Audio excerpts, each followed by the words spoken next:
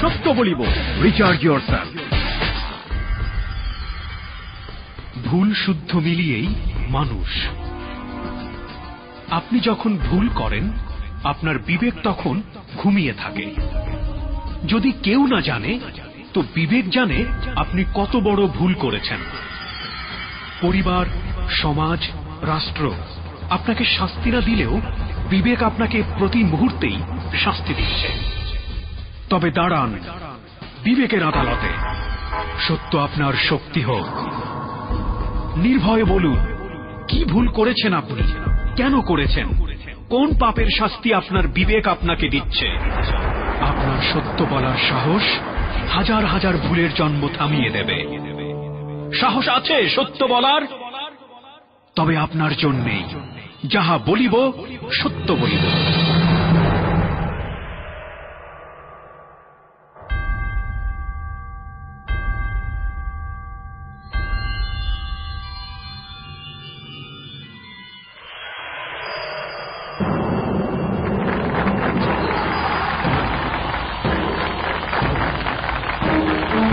রবিবারের রাতে আপনাদের সবাইকে আমন্ত্রণ জানাচ্ছি রয়্যাল টাইগার ড্রিঙ্ক প্রেজেন্টস যাহা বলিব সত্য বলিব আরো একটি আনকোড এপিসোডে। শুরু হয়ে গেল কনফেসের টাইম এবং একেবারেই একটু অন্যরকম জেবিএসবি আমরা শুনতে পাচ্ছি। যাহা বলিব সত্য বলিবতে একটা বড় ধরনের পরিবর্তন এসেছে। আমরা র্যান্ডম বেসিসে 3 জন করে গেস্ট স্ট্যান্ড বাই রাখছি আমাদের অনুষ্ঠান চলাকালীন সময়। যারা চাইলে একযোগে অনুষ্ঠানে যিনি গল্প বলতে আসেন তাকে ভেটো দিতে পারেন, যারা চাইলে এই অনুষ্ঠানে যে কোনো মুহূর্তে তাকে প্রশ্ন করতে পারেন, তবে একের বেশি অধিক প্রশ্ন করতে পারবেন না। তবে তাদের ভেটো দেবার ক্ষমতা আছে। ভেটো বলছি আমরা এই কারণে, যদি গল্পটা ইন্টারেস্টিং না হয়, যদি তাদের কাছ থেকে মনে হয় যে গল্পটি প্রচারযোগ্য না, তারা সরাসরি ভেটো দিতে পারবেন। এবং এই 3টি গেস্ট র্যান্ডম বেসিসে পরিবর্তন হচ্ছে। আপনারা জানেন যেটা আমরা ফেসবুক থেকে সিলেক্ট করেছি, আমার ফেসবুক পেজটি থেকে, এবং চাইলে রেডিও থেকেও আমরা সেটা সিলেক্ট করতে পারি। ওকে, আজকে কোন 3 জন গেস্ট রয়েছে তার সঙ্গে আমি আপনাদেরকে পরিচয় করিয়ে দেব। তার আগে কে রয়েছেন আজকে জেবিএসবির মঞ্চে, চলুন প্রথমেই জেনে নেই মঞ্জুরের কাছ থেকে। রয়্যাল টাইগার ড্রিঙ্ক প্রেজেন্টস যাহা বলিব সত্য বলিব, রিচার্জ ইয়োরসেলফ।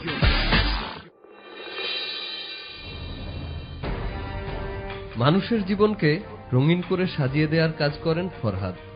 লেইস ফিতা লেইস বলে চিৎকার করে ঘুরে বেড়ান শহর থেকে গ্রামে।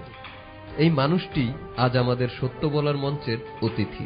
ফরহাদের বয়স 23 বছর, জন্ম ফরিদপুরে। ছেলেবেলায় সেনাবাহিনীতে যোগ দেওয়ার স্বপ্ন ছিল, তবে এখন স্বপ্ন দেখেন তার গ্রামের বাড়িতে সবার জন্য উন্মুক্ত একটি পাঠাগার গড়ে তুলবেন। যে গ্রামের মানুষের জন্য তিনি পাঠাগার গড়ে তুলতে চাইছেন, সেই গ্রাম থেকেই তিনি আজ নির্বাসিত। কিন্তু কেন? স্বপ্নবাজ এই মানুষটি কেন আজ গ্রাম ছাড়া, তা জানতে চলে যাচ্ছি কিবরিয়ার কাছে। রয়্যাল টাইগার ড্রিঙ্ক প্রেজেন্টস যাহা বলিব সত্য বলিব, রিচার্জ ইয়োরসেলফ।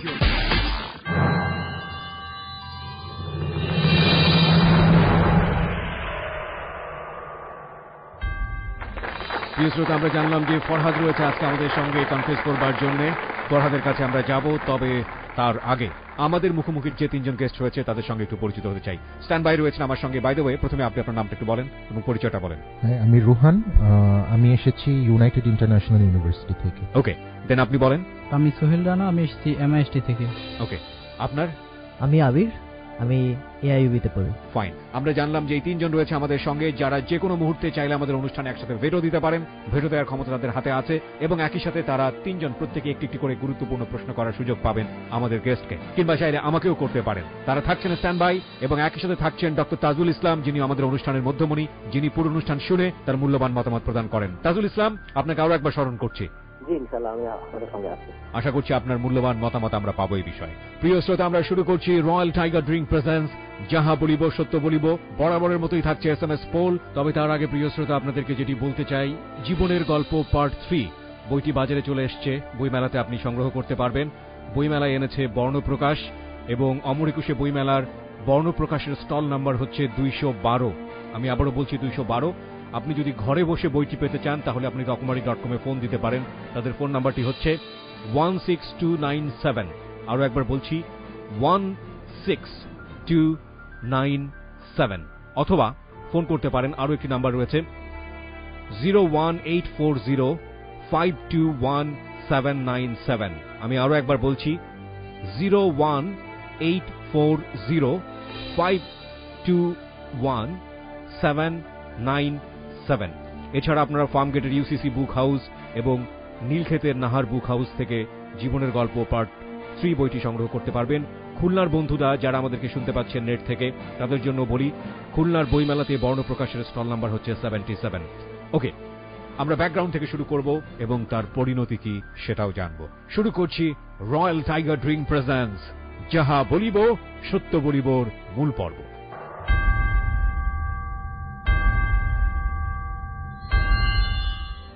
একেবারে ব্যাকগ্রাউন্ড থেকে আপনি শুরু করেন, দিল খুলে বলেন আপনার যা বলার আছে, ছোটবেলা থেকে শুনতে চাই। ছোটবেলা যখন আমার মায়ের মুখে থেকে কিছু গল্প শোনা আছে, যেমন আমার নানার পরিবার খুবই দরিদ্র ছিল, একবারে দরিদ্র। নানা অসুস্থ ছিল, তো আমার আম্মুর মানে বিবাহ হয়। তো আমার আব্বু 2টা বিবাহ করছিল, দুজনই তারা মারা যাওয়ার পরে হলো আমার মাকে বিবাহ করে। ওকে। তো সেখান থেকে মায়ের উপর আমার আগের পক্ষের 4 বোন 2 ভাই ছিল। আচ্ছা। তো মায়ের উপর খুব নির্যাতন হয়, মানে মাকে মারতো, ধরতো, খাইতে দিত না। মানে ওই সময়কার পুরোটা ফ্যামিলি, মানে পুরোটা ওই এলাকাটা এরকমই ছিল যে পুত্রবধূ যারা এদেরকে নির্যাতন করা। তো এখানে পুত্রবধূ বললে ভুল হবে, কারণ আমার দাদি কখনো আমার মাকে নির্যাতন করতো না। আচ্ছা। খুব ভালোবাসতো। কিন্তু আমার যে সৎ বোনরা ছিল তারা যেরকম, মানে আমার মায়ের চেয়েও বেশি বয়স ছিল তাদের, মায়ের উপর খুব নির্যাতন করতো। তো এরকম নির্যাতন করলে পরে মা আর কি মামার বাড়িতে থাকতো। তো আমার জন্ম হয় মামার বাড়িতেই। ওকে। মামারা খুব দারিদ্র ছিল, মানে খুবই কষ্টের মধ্যে ছিল, তারপরও আমার মামার বাড়িতেই লালন পালন হয় আমার। তো আমার যখন জন্ম হয় আমার মামা খুব খুশি ছিল। তো আমার এই যে ফরহাদ নামটা, এটা আমার মামাই রাখে। ওকে। তো তারপর আমি প্রায় 12 বছর পর্যন্ত মামার ওখানেই ছিলাম, সবার আদরেই আমি ছিলাম। মানে এরপরে আমার মা বুঝতে চেষ্টা করে যে এভাবে কিভাবে থাকা যায়। আর আমার বাবার আবার অনেক জমি খ্যাত, 12-14 বিঘা তখন ছিল, মাঠের জমি 12-14 বিঘা। তো এই ক্ষেত্রে পরে ওই এলাকার যে ওই ইউনিয়নের, পুরাপাড়া ইউনিয়নের যে চেয়ারম্যান মান্নান ফকির সাহেব, তাকে নিয়ে একটা ফরিদপুর কোর্টে একটা মামলা করে। এরপরে আর কি আমার বাবা ওই কোর্ট থেকে নেয় আমাদের। তখন আমার কিছু স্মৃতি মনে আছে। তো ওখান থেকে নেওয়ার পর তারপরও নির্যাতন করতো, কিন্তু একটু কম। এক পর্যায়ে ওরকম, বিশেষ করে আমি ওই যে মামা বাড়িতে বড় হয়েছি, তো ওখানেই থাকতে চাইতাম বেশি ওই সময়টায়। তো মামার বাড়িতে আমি স্কুলে ভর্তি হই, ওখানে লেখাপড়া করি। মানে কিছুদিন মাদ্রাসায় লেখাপড়া করি, তারপরে মাদ্রাসা থেকে বাদ দিয়ে এরপরে আবার স্কুলে ভর্তি হই। ক্লাস 1-এ একদিন ওরকম একটা ছেলের সাথে দুষ্টমি করছিলাম, পরে স্যার আমাকে মারলো অনেক, পরে আর স্কুলে যাওয়া হলো না। ওখান থেকে বাদ দিয়ে আবার চলে আসলাম গ্রামের বাড়িতে, আমার নিজস্ব গ্রাম যেটা, ওই জায়গায় আসলাম। ওখানেও ক্লাস 2-তে আবার ভর্তি হই। তো ওখানে একটা মেয়েকে আমি পছন্দ করি। তো ওই মেয়েটার নাম ছিল জুলি। ওই মেয়েটাকে পছন্দ করতাম মাত্র, সম্পর্ক না, পছন্দ করতাম। তো এইভাবে আমি আবার লেখাপড়ায় অমনোযোগী। পরবর্তীতে আমি বাড়ি থেকে পালায় ঢাকা চলে আসি। ঢাকা থেকে কিছুদিন থেকে আবার চলে যাই বাড়িতে। বাড়ি যেয়ে আবার স্কুলে ভর্তি হই। মাঝে এবার অনেকটা গ্যাপ দিয়ে আবার ক্লাস 8-এ ভর্তি হই। 8-এও ক্লাস করি না, পরবর্তীতে আবার 9-এ ভর্তি হই। 9-এ ভর্তি হওয়ার পরে এই টুম্পা আর কি, ওর সাথে ও আমাকে খুব পছন্দ করে, আমিও পছন্দ করি, কখনো বলি না আর কি। প্রতিবেশী হিসেবে চাচাতো বোন আর কি। আচ্ছা। তো ছোট থেকে দেখে আসতেছি। তো ও সবসময় সেজে গুজে আসতো আমার বাসায়, এসে বসে থাকতো, মার সাথে গল্প করতো, আমার সাথে একটু গল্প করতো। তো ওই মাঝে আবার আমি আর একটা মেয়ের লাইক করি। তো ওর সাথে আমি, ও ঢাকা থাকে, ওরে আমি ফোন করে বাড়িতে নেই, স্কুলে ভর্তি করাই। ওর টাকা থাকে না, স্কুলে ভর্তি করানোর জন্য যে টাকা লাগে সব টাকা আমি দিই। ওর নাম হলো জেরিন। তো ওই সময় আর কি ওর সাথে আমার ফোনে কন্টাক্ট হয় কন্টিনিউ। ওর সাথে একটা মানে যে কোনো ভাবে একটু ঝগড়া লাগার পর ওর সাথে আমার সম্পর্কটা কাট হয়ে যায় জেরিনের সাথে। জেরিনটা কি ছিল? জেরিনটা ছিল, ওটাও আমার পাশের বাড়ি, ওই প্রতিবেশী হিসাবে স্বাস্থ্য বোন আর কি। তো ওর সাথে সম্পর্কটা যখন কাট হয়ে যায়, তখন আমি বেশ কিছুদিন মানে স্টপে থাকি যে কারোর সাথে আর কোনো সম্পর্ক করব না। এটা মানে জেরিনের সঙ্গে আপনার হচ্ছিল, তার আগে টুম্পা সেজে গুজে এসে আপনার বাসায় পড়ে। মানে আপনার তার আগে একটা মেয়েকে ভালো লাগতো, সে মেয়েটা হচ্ছে জেরিন, তাই তো? জি জি। ওকে। জেরিন সেও পার্শ্ববর্তী ফ্যামিলির? পার্শ্ববর্তী, 2টা বাড়ি পরই। ওকে। তো ওরা, ওদের ফ্যামিলি মেম্বারও জানতো যে আমি ওরে খুব লাইক করি। তো ওর সাথে ঝগড়া হওয়ার পর ওইগুলো বন্ধ হয়ে যায় সব। আচ্ছা। পরে আমি নিয়মিত মানে পড়ালেখায় মনোযোগী হই। পরে ক্লাস 10-এ তখন আমি এসএসসি পরীক্ষা দেব। তা কিছুদিন আগেই মানে আমার বাবা ইন্তেকাল করেন। এটা হলো ডিসেম্বরের 18 তারিখ, জি, বেলা 12টার দিকে। আমি প্রাইভেট পড়ে মানে নগরকান্দা থেকে আমি যখন প্রাইভেট পড়ে আসছি, আসার কিছুক্ষণ পরে বাবা দেখি অসুস্থ। মানে আগে থেকে অসুস্থ ছিল, তার শ্বাসকষ্ট ছিল। তো অসুস্থ হওয়ার পর পরে উঠানে শোয়াই রাখছে রোদ্রে। তো আমি পাশে যাই বসলাম, অনেক কথা বললাম, বাবার পা ধরে মাপ চাইলাম যে আব্বু তোমার অনেক কিছু কইছি, অনেক কিছু করছি, তুমি বুঝতে পারছিলেন যে মারা যাচ্ছে, মাফ করে দিও। পরে কিছুক্ষণ পরেই আমার আর ওই যে সৎ একটা বড় বোন, সেও মাথার কাছে বসা, সেও অনেক কথাবার্তা বললো। পরে ওখানেই মানে 5 মিনিট 12টা 5 মিনিট বাজে তখন তার ইন্তেকাল হয়। পরবর্তীতে এভাবে কয়েকটা দিন কাটে। তারপরে তার কিছুদিন পরে আমার এসএসসি পরীক্ষা শুরু, মানে ফেব্রুয়ারিতে এসএসসি তখন শুরু হলো আমার। তো এসএসসি পরীক্ষা দেই, ওর মাঝেই দেখতাম ওই টুম্পা এসে মানে আমার বাসায় বসে থাকতো। আমি পড়তাম জানলার সামনে, ওই জানলার সামনে আমার বাসাটা ছিল রাস্তার সাইডে, জানলার সামনে আবার কিছু ঘাস ছিল, মানে এক ধরনের ওই যে শাক বলে আর কি, ওই ধরনের ঘাস ছিল। ও আইসে ওইগুলো সেজে গুজে, কোনো দরকার নাই, তারপর আইসে ওইগুলো খুঁড়তো, থাকতো।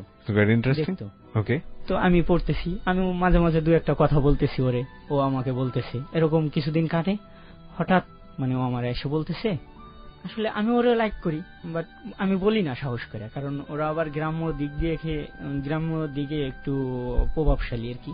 তো আমাদের আবার প্রভাবটা লাইক করি মানে কি আপনি লাইক করা শুরু করে দিলেন?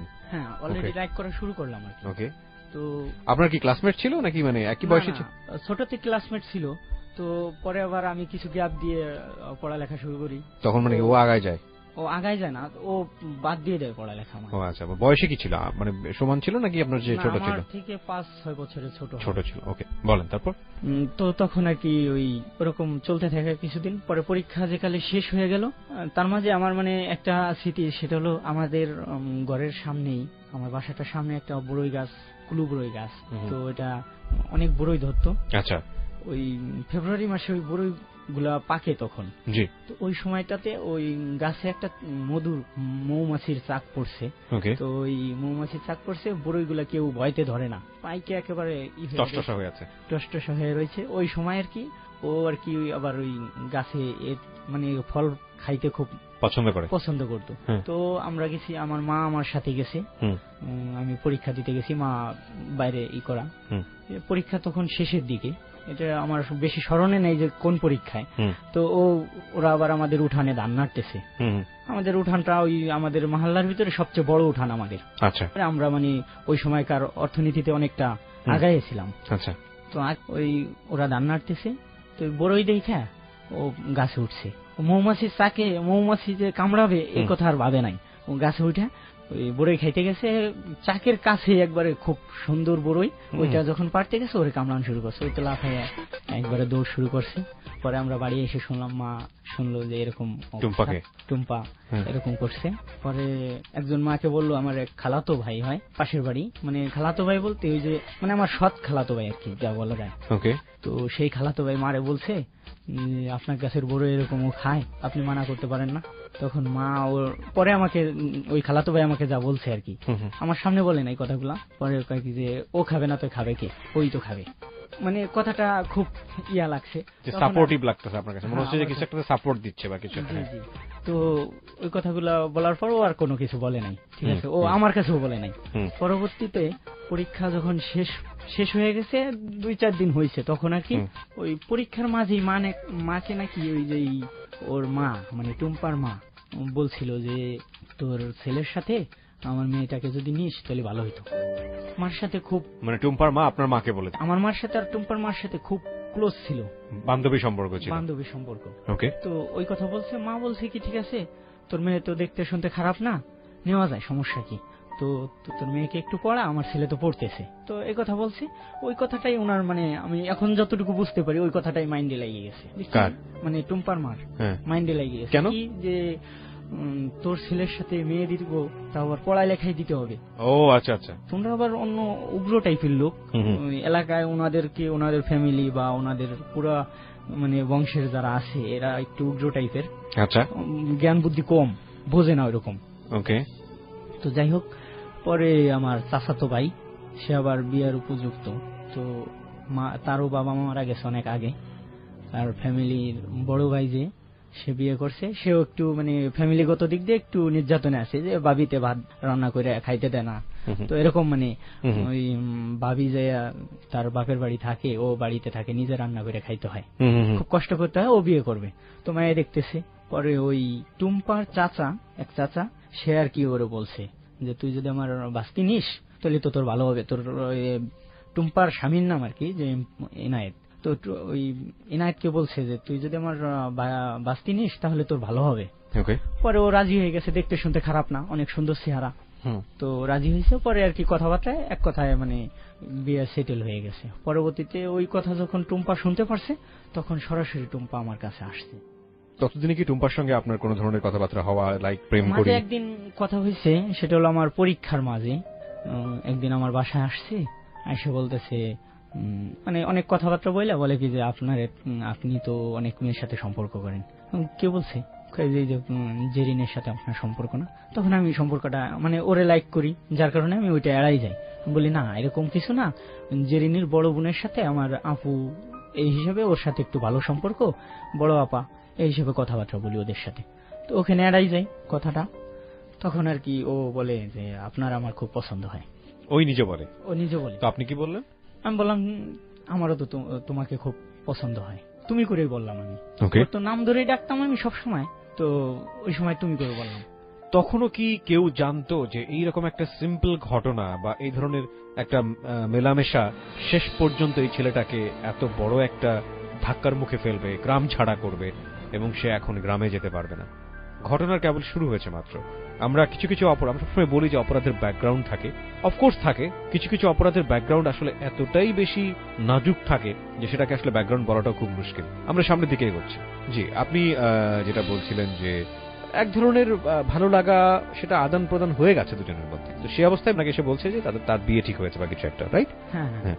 তখন আমি ঘরের ভিতরে বসা, জানলার সাইডে, সকালবেলা ও আমার এসে বলতেছে যে আপনি কি আমারে নেবেন, আপনি কি আমার বিয়ে করবেন? বলছি হঠাৎ এই কথা কেন? পরে বলে আমার এরকম বিয়ে ঠিক করতেছে, তো আপনি যদি আমাকে সত্যি পছন্দ করেন বা ভালোবাসেন, যদি নিতে চান তাহলে অবশ্যই আপনার যোগাযোগ করতে হবে। তখন আমি বলি হ্যাঁ যাও, তোমার কাকির কাছে যাও, আমি যোগাযোগ অবশ্যই করব। তখন আপনার বয়স কত? তখন আমার বয়স কত হবে, আমি এসএসসি পরীক্ষা দিয়েছি মাত্র। এসএসসি পরীক্ষা দিয়েছেন মাত্র, এবং মেয়েটা আপনার চেয়ে 5 বছরের ছোট? হ্যাঁ। তাহলে তো ওর বয়স মাত্র 10-11 বছর। 10-11 বছর না, ওর তখন বয়স 14 বছর। 14 বছর? জি। ওকে। আর আমি আবার একটু ওই যে মাঝে গ্যাপ দিয়েছি, যার কারণে আমার বয়সটা মানে সার্টিফিকেটে যদিও একটু কম, কিন্তু আমরা আসলে বেড়ে গেছে, আসলে বয়সটা একটু বেড়ে গেছে। ওকে, যাই হোক, দুজনেই অপ্রাপ্ত বয়স্ক ছিলেন বিয়ের জন্য। ওকে। তখন আমি বলছি ঠিক আছে, তোমার ওর এক কাকির কথা বলছি, ওর এক কাকি ছিল যে আসমা নাম, বললাম আসমা কাকির কাছে যাও, আমি কথা বলবো না। পরবর্তীতে আমি আসমা কাকির কাছেও যাই বলে, পরবর্তীতে আসমা কাকি আইসা আমার ডাইকে নেয়। কিন্তু বিষয়টা আমার মা ফিল করতেছে, মা ফলো করতেছে আমাদেরকে, যে ওরা কি এরকম কথা বলে কেন। মা তো সব জানে, আমি তো কিছুই জানি না। আমি তো মানে পড়ালেখায় মন, আমার অত বাইরে কোনো মন নাই, পরীক্ষা চলতেছে, তো মা এগুলো ফিল করতেছে খুব। তখন আসমা কাকি যখন ডাকতে আইছে, তখন বলে কি হয়েছে, আমার মা প্রশ্ন করতেছে কি হয়েছে। আমি কই না কিছু তো হয় নাই। আসমা কাকিটা কে ছিল? আসমা কাকিটা টুম্পার হলো স্বাস্থ্য চাচি। আচ্ছা, সে এসে আপনার সঙ্গে কথা বলছে এই বিষয়টা নিয়ে? ডাইকে নিতেছে আর কি। ডেকে নিচ্ছে? ওকে। তাদের বাসায়, পাশের বাসা আর কি। তো ওখানে ডাইকে নিছে। পরে ঘরের ভিতরে আমারে আর ওই টুম্পারে বসতে দিছে। পরে টুম্পা আমারে বলতেছে সত্যি কি আমার নিবেন?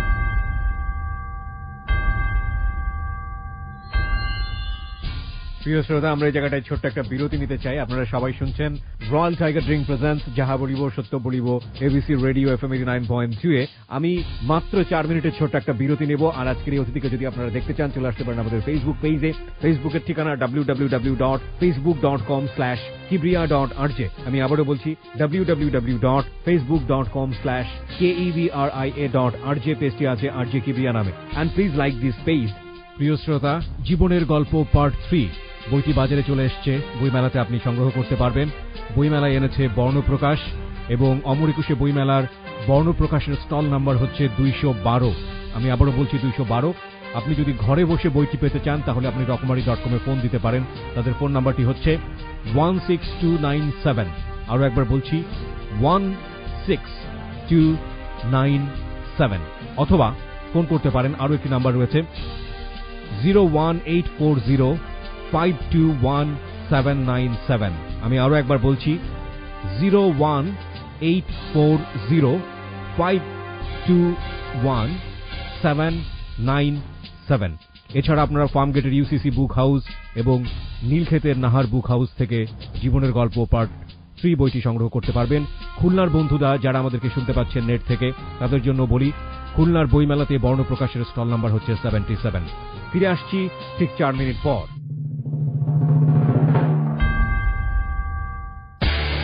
রয়্যাল টাইগার ড্রিঙ্ক প্রেজেন্টস যাহা বলিব সত্য বলিব, রিচার্জ ইয়োরসেলফ। 40 কোটি ভোক্তার প্রিয় পানীয়, 18 কোটি মানুষের গর্ব, রয়্যাল টাইগার ড্রিঙ্ক জয় করেছে বিশ্ববাজার। মনে রেখো, রয়্যাল টাইগার জিতবেই, সুন্দর আগামীটা তারা গড়বেই। Royal tiger energy drink, recharge yourself. Royal tiger drink presents যাহা বলিব সত্য বলিব, রিচার্জ ইয়োরসেলফ।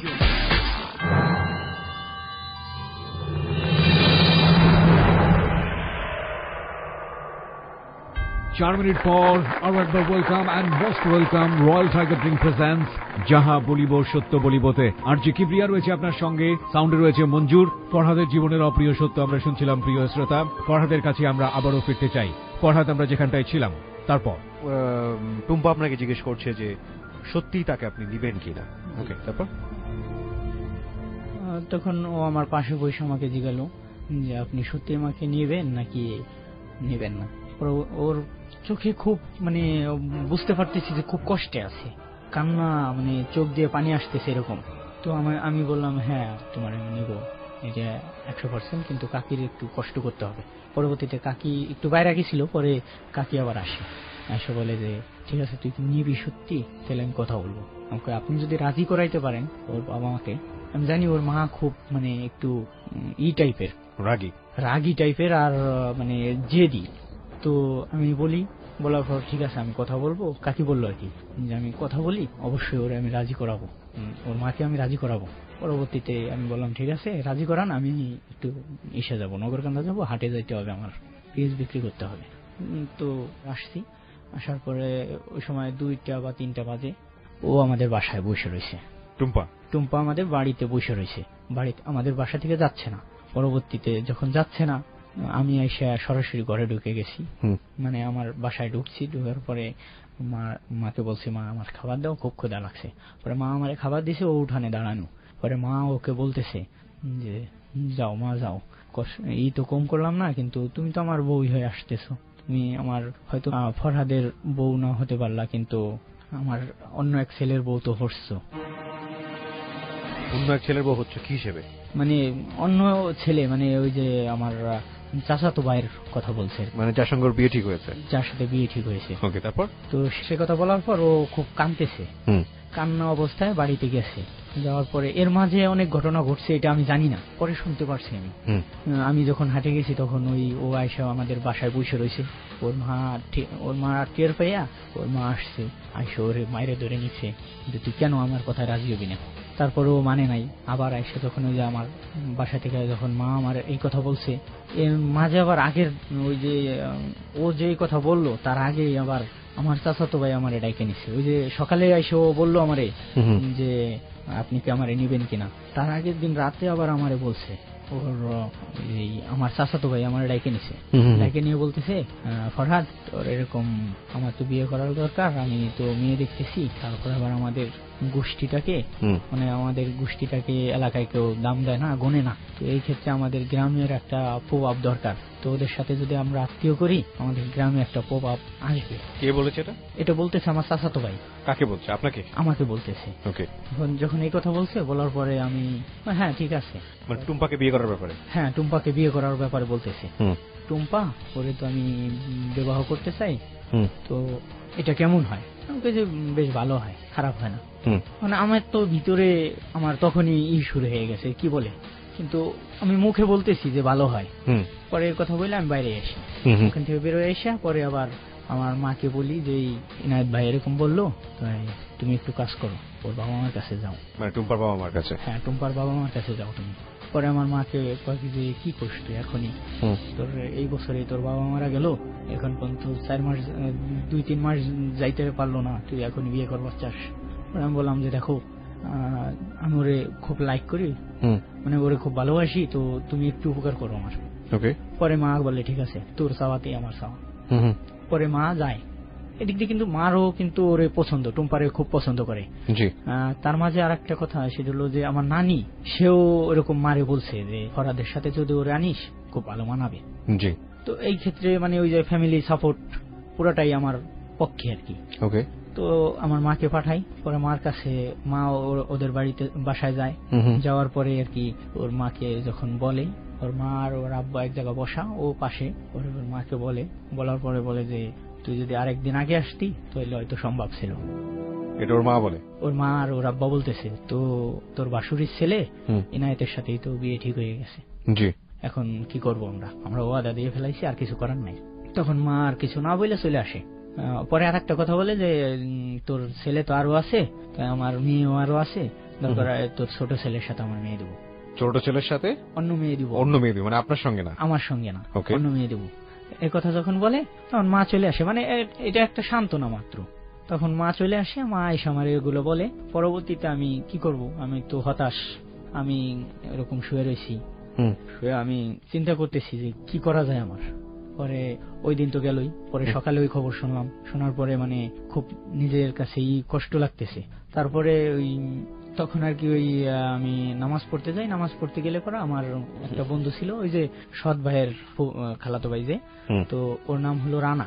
রানা আর মামাতো ভাই আর একটা, আবার ওর নাম হলো সাইফুল, ও এখন বিদেশে আছে। তো ওরা দুইজন আমাকে ধরে, কয়েছে তোর সাথে যাইতে চায় টুম্পা, তাই তুই নিবি না কেন? পরে আমারে নিয়ে যায় একেবারে আমাদের মানে গ্রামের সামনে বিলের ভিতরে নিয়ে যায়, বোঝাইতে থাকে। আমি তখন ওদেরকে, আমি তো এদিক দিয়ে ব্যর্থ হয়ে গেছি, আমার চেষ্টা তো ব্যর্থ হয়ে গেছে, মানে বাবা আমার দিক থেকে হচ্ছে না, কোনো কাজ হচ্ছে না। তখন আমি ওদেরকে বুঝাইতে চাই যে আমি নেব না, তো ওরা আমারে বুঝাইতে থাকে যে নিবি না কেন, বন্ধু হিসেবে বুঝাইতে থাকে। ওই আমার যে মামাতো ভাই আর কি সাইফুল, পরে ও আমারে বুঝাইতেছে দেখ আমার কাছে কান্নাকাটি করছে, ও তোর অনেক ভালোবাসে, আর তুই যদি ওরে নিস তাহলে তোদের গ্রামে কেউ কিছু বলতে পারবে না। দেখ আজকে তোর সৎ ভাই, বড় ভাই কবির, আমার বড় সৎ ভাই যে নাম সে হলো কবির, তো তাদের অনেক ক্ষমতা, তোদেরকে মারে ধরে, আর তোদেরকে যখন মারে তখন মানে নির্যাতন করে, তখন কিন্তু আমরা কিন্তু তোর হয়ে যাইতে পারি না, তখন কিন্তু আমরা তার আপন মামাতো ভাই, সেই হিসেবে আমরা তোর বড় ভাই কবিরের হয়ে যাওয়া লাগে, আমাদের কথা বললে তার পক্ষে বলা লাগে, আমরা তোর পক্ষে বলতে পারি না, যতই বন্ধু থাকি আর যাই থাকি, এটা সত্য কথা যেটা সেটাই আর কি। তো তুই যদি আজকে টুম্পারে নিস তাহলে ওর বাবা মা এখানে অনেক ক্ষমতাশালী, আমাকে সে অনেক ক্ষমতাশালী ওরা, তো তুই এখানে একটা সাপোর্ট পাবি। তো সেই ক্ষেত্রে আমার ওই রানা যে সেও এরকম বলতে থাকে। পরবর্তীতে আমি বলি ঠিক আছে, তোরা যদি আইনে দিতে পারিস তাহলে আমি নিব। পরবর্তীতে সাইফুল আর কি যায় ওদের বাসায়, আমারে বলে যে টুম্পারে আমরা রাত্রে বাগায় নিয়ে আসবো, তাই তুই শুধু একটা রাত অন্য জায়গা থাকবি, তারপরে যা হয় আমরা দেখবো। টুম্পারের সাথে করে একটা রাত থাকবি, তাহলে বিয়ে বানচাল হয়ে যাবে, তখন তোর সাথে আমরা বিয়ে দিয়ে দিব। তো এরকম বলতে থাকে। পরবর্তীতে ওরা যায় টুম্পা, তখন আর কি ওর কাছে না স্বীকার করে বাইরে যাবে না, সে এইভাবে যাবে না। তার আগে একটা ঘটনা ঘটছে, সেটা হলো যে টুম্পার মা টুম্পাকে করছে, কোরআন শরীফ ওর মাথার পাত দিছে। ওর মাথার পাত দিয়ে বলছে হয়তো তুই ইনায়েতে বিয়ে করবি, আর নইলে আমার মনোমুখ দেখবি যে তুই কি করবি। তখন একটু ইমোশনাল, তখন ও বলছে ঠিক আছে, তাই আমি রাজি আছি। তখন আর কি ওই যে যখন সাইফুল ওর বাসায় যায় রাতে সন্ধ্যার দিকে, পরে ও বলে যে মামা এটা আর কোনো সম্ভব না। তখন ও চলে আসে, আসার পরে আমারে বলে এই কথা। তখন আবার ওর যে বোন বাড়ি, মানে টুম্পার কাকি আবার হলো আমার ওই মামাতো বোন, মামাতো ভাই সাইফুলের বোন, আপন বোন, তো ওদের বাসায় আমি যাই। ওই সাইফুল আর আমি যাই, যাওয়ার পরে বসার পরে বলতেছে ওই কাকি বলতেছে আর কি, আমার তো মামাতো বোন, সেই হিসাবে আমি আফা বলি তারে, আর টুম্পার তো আপু মানে চাচতো চাচি, সেই হিসাবে আমি যাই বসি। বসার পরে ওকে যে কিরে ফরহাদ তুই বলে টুম্পারে নিতে চাইস? হ্যাঁ নিবার তো চাইছিলাম, কিন্তু আপনারা তো দিলেন না। এইভাবে কথাবার্তা বলতে বলতে পরে কি যে যাক গে, এখন ওর মা হলো মানে মেন, ওর মা দিবে না, ওর আব্বা রাজি ছিল।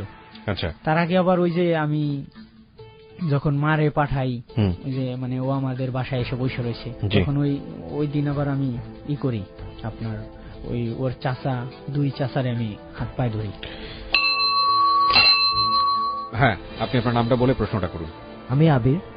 কিবির ভাই, আমার মনে হচ্ছে স্টোরিটা এক জায়গায় থমকে আছে, একটু বোরিং লাগছে, এটা আর একটু সামনে আগানো দরকার। এখানে আপনি যেটা বলেছেন লিসনার্স, এখানে আজকে লিসনার প্যানেল থেকে যিনি আছেন, একটু আগে যে কোশ্চেনটা উনি করছিলেন, ইউ আর অ্যাবসলিউটলি রাইট যে it is something boring, but ওর চেষ্টার জায়গাটা ইম্পর্টেন্ট, কজ সামনে যখন আমরা যাব তখন অনেকগুলো কোশ্চেন রেইজ হবে যদি আমরা এই ব্যাকগ্রাউন্ডটা ক্লিয়ার না করি, যে কারণে আমাদেরকে একটু হলেও মনোযোগ দিয়ে শুনতে হচ্ছে, একটু ধৈর্য ধরে, কজ সামনে আসলে অনেক ডিফিকাল্ট সিচুয়েশন। বলেন তারপর।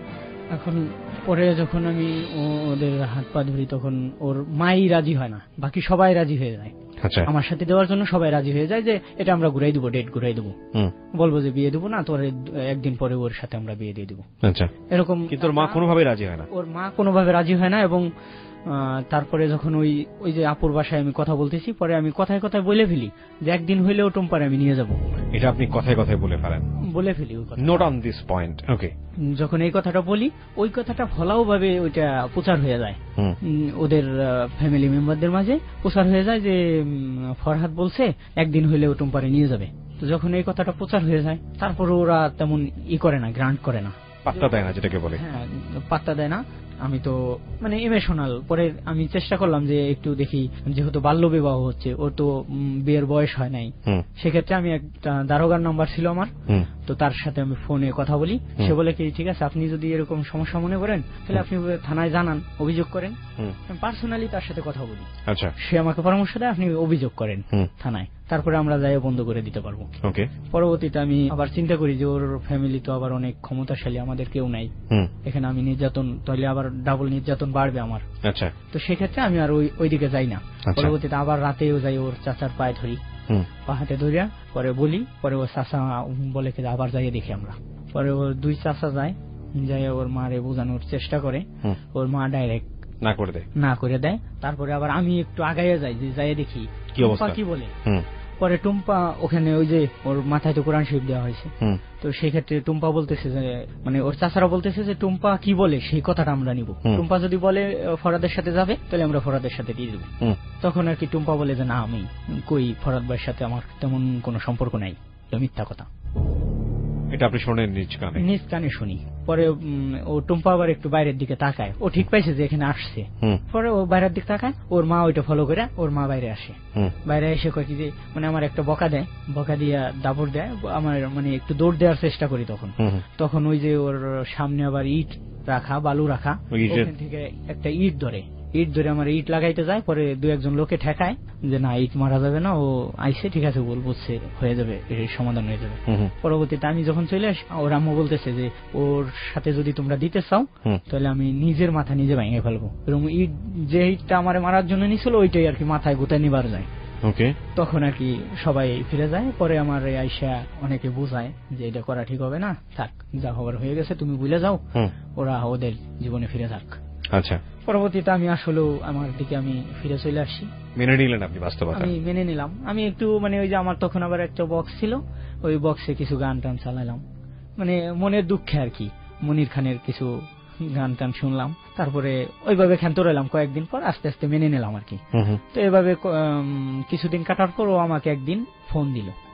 হঠাৎ একদিন, মানে এই ঘটনার প্রায় 2 মাস পরে আমার একটা ফোন দিল। আচ্ছা। ফোন দেওয়ার পরে বলতেছে, আপনি কি ফরহাদ ভাই? আমি কই কি, ওর কি বিয়ে হয়ে গেল? হ্যাঁ, বিয়ে হয়ে গেল। কতদিন পরে বিয়ে হলো? ওই যেদিন সকালে আমি ওইরকম করলাম, ওই পরের দিনে আর কি বিয়ে হইলো। ওই সময়টাতে আপনি কোথায় ছিলেন? ওই বিবাহর দিন আমি দেখতেছি ওদের বাসায় রান্না হচ্ছে। ওদের বাসায় বলতে ওদের আবার জমিটা একটু, মানে বাড়ির জায়গাটা একটু কম। ওদের বাড়ির জায়গার পাশে আমাদের একটা ভিটা আছে, আর পাশে আবার আমাদের পুষ্করণী। ওখানে আমার মোটামুটি ভাবে আমাদেরই মানে জায়গা বেশি আর কি। তো আমাদের ভিটার ভিতরে আইনা ওরা রান্না করতেছে। আচ্ছা। এটা আনুষ্ঠানিকতা না, মানে হুট করে এই যে বিয়েটা বলে। যার সঙ্গে বিয়ে হচ্ছিল সে কি আপনাদের এই সম্পর্কের ব্যাপারটা জানতো? যেহেতু আপনাদের আত্মীয়। সে মানে আমার তো মানে চাচাতো ভাই, সে সব জানার কথা, তার সব জানতেছে সে, কিন্তু গ্রান্ট করতেছে না। ওকে ওকে, সে গ্রান্ট করতেছে না কথাগুলা। ওকে। ওকে, আপনি আপনার নামটা বলে প্রশ্নটা করুন। আমি সোহেল রানা। আমার প্রশ্ন হচ্ছে, আপনি এই বিষয়ে আপনার কাজিনের সাথে কথা বলেছেন কি? আচ্ছা, আমাদের একজন লিসনার আপনাকে প্রশ্ন করেছে, যিনি আজকে প্যানেলে আছেন, যে আপনি চাচাতো ভাইয়ের সঙ্গে এই বিষয় নিয়ে কথা বলেছিলেন কিনা, যেহেতু আপনার এই আপন চাচাতো ভাই। আমার সাথে শুধু ওই কথাটাই হয়েছে, ওই যে চাচাতো ভাই আমার ডাইকে নিয়ে যে কথাটা বললো যে আমি ওকে বিয়ে করতে চাচ্ছি, অতটুকুই কথা হয়েছে। আপনি আপনার অপিনিয়নটা জানান নাই? না না, আমি আমার দিক থেকে জানাই নাই কিছু। ওকে, জানি যে সে সব জানতেছে, জানার পরেও সে এটাকে মানে কানে নিচ্ছে না, আমলে নিচ্ছে না। ওকে, ঠিক আছে। আপনি যেখানে ছিলেন, বিয়ের সাথে হচ্ছে, তারপর? হ্যাঁ, ওই যে বিয়ের রান্না বান্না হচ্ছে, ওটা আমি দেখতেছি। পরে অনেক মানুষ আমার অনেক কথা বলতেছে, অনেকেই অনেক কথা বলে, আমি ওইটা করি না, যাজ্ঞা যা হবার হয়ে গেছে। এইভাবে কয়েকটা দিন কাটে যাওয়ার পরে ওই যে ফোন দিয়ে ওই কথা বললো আমারে যে আপনি কি ফরহাদ? আমি বলি আপনি কে? ওরা বলে যে আমি টুম্পা বলতেছি। যখন বলে টুম্পা বলতেছি, আমি বলি যে ঠিক আছে, আপনি আর আমাকে ফোন দেন না। আচ্ছা, ফোনটা রেখে দেই। 2 মাস পরের ঘটনা? হ্যাঁ, 2 মাস পরের ঘটনা।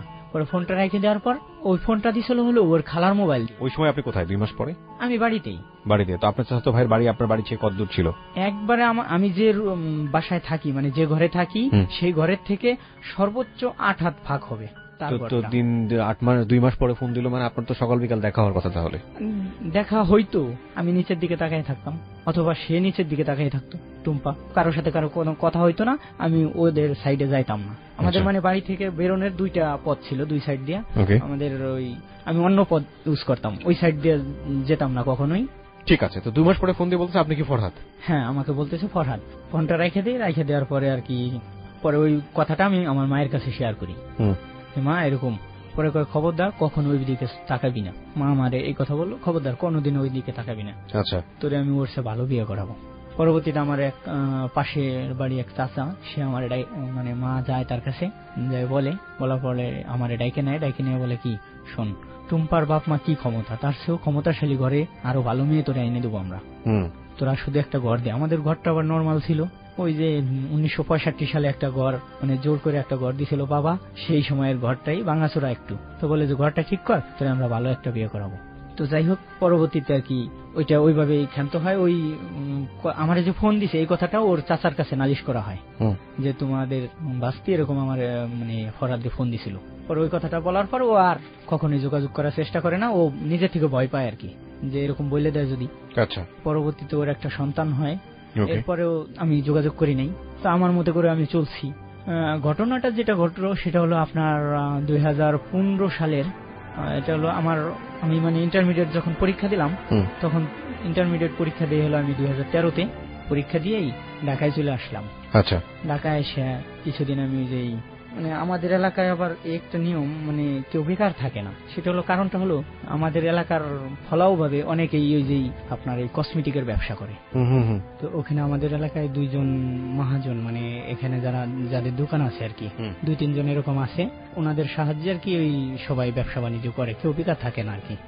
তো বেকার থাকে না সবাই, এখানে শিক্ষিত অশিক্ষিত নাই। পাশের গ্রামের অনেক গ্রামের লোকজনই, আমাদের থানায় অনেক লোক এরকম আছে ব্যবসা করে। তো বিশেষ করে আমাদের গ্রামের বললে চলে যে 80% লোক এরকম আছে যে এই ব্যবসা করছে। কিসের ব্যবসা এটা? এটা কসমেটিকের ব্যবসা। কসমেটিকের ব্যবসা, ওই যে আপনি যেটা বললেন যে ভারী করে নিয়ে যে ব্যবসাগুলো করা। ওকে, বিভিন্ন মানে কসমেটিক এগুলা বিক্রি করার জন্য আসলাম। এসে কিছুদিন বিক্রি টিক্রি করে এরপরে দেশে গেলাম।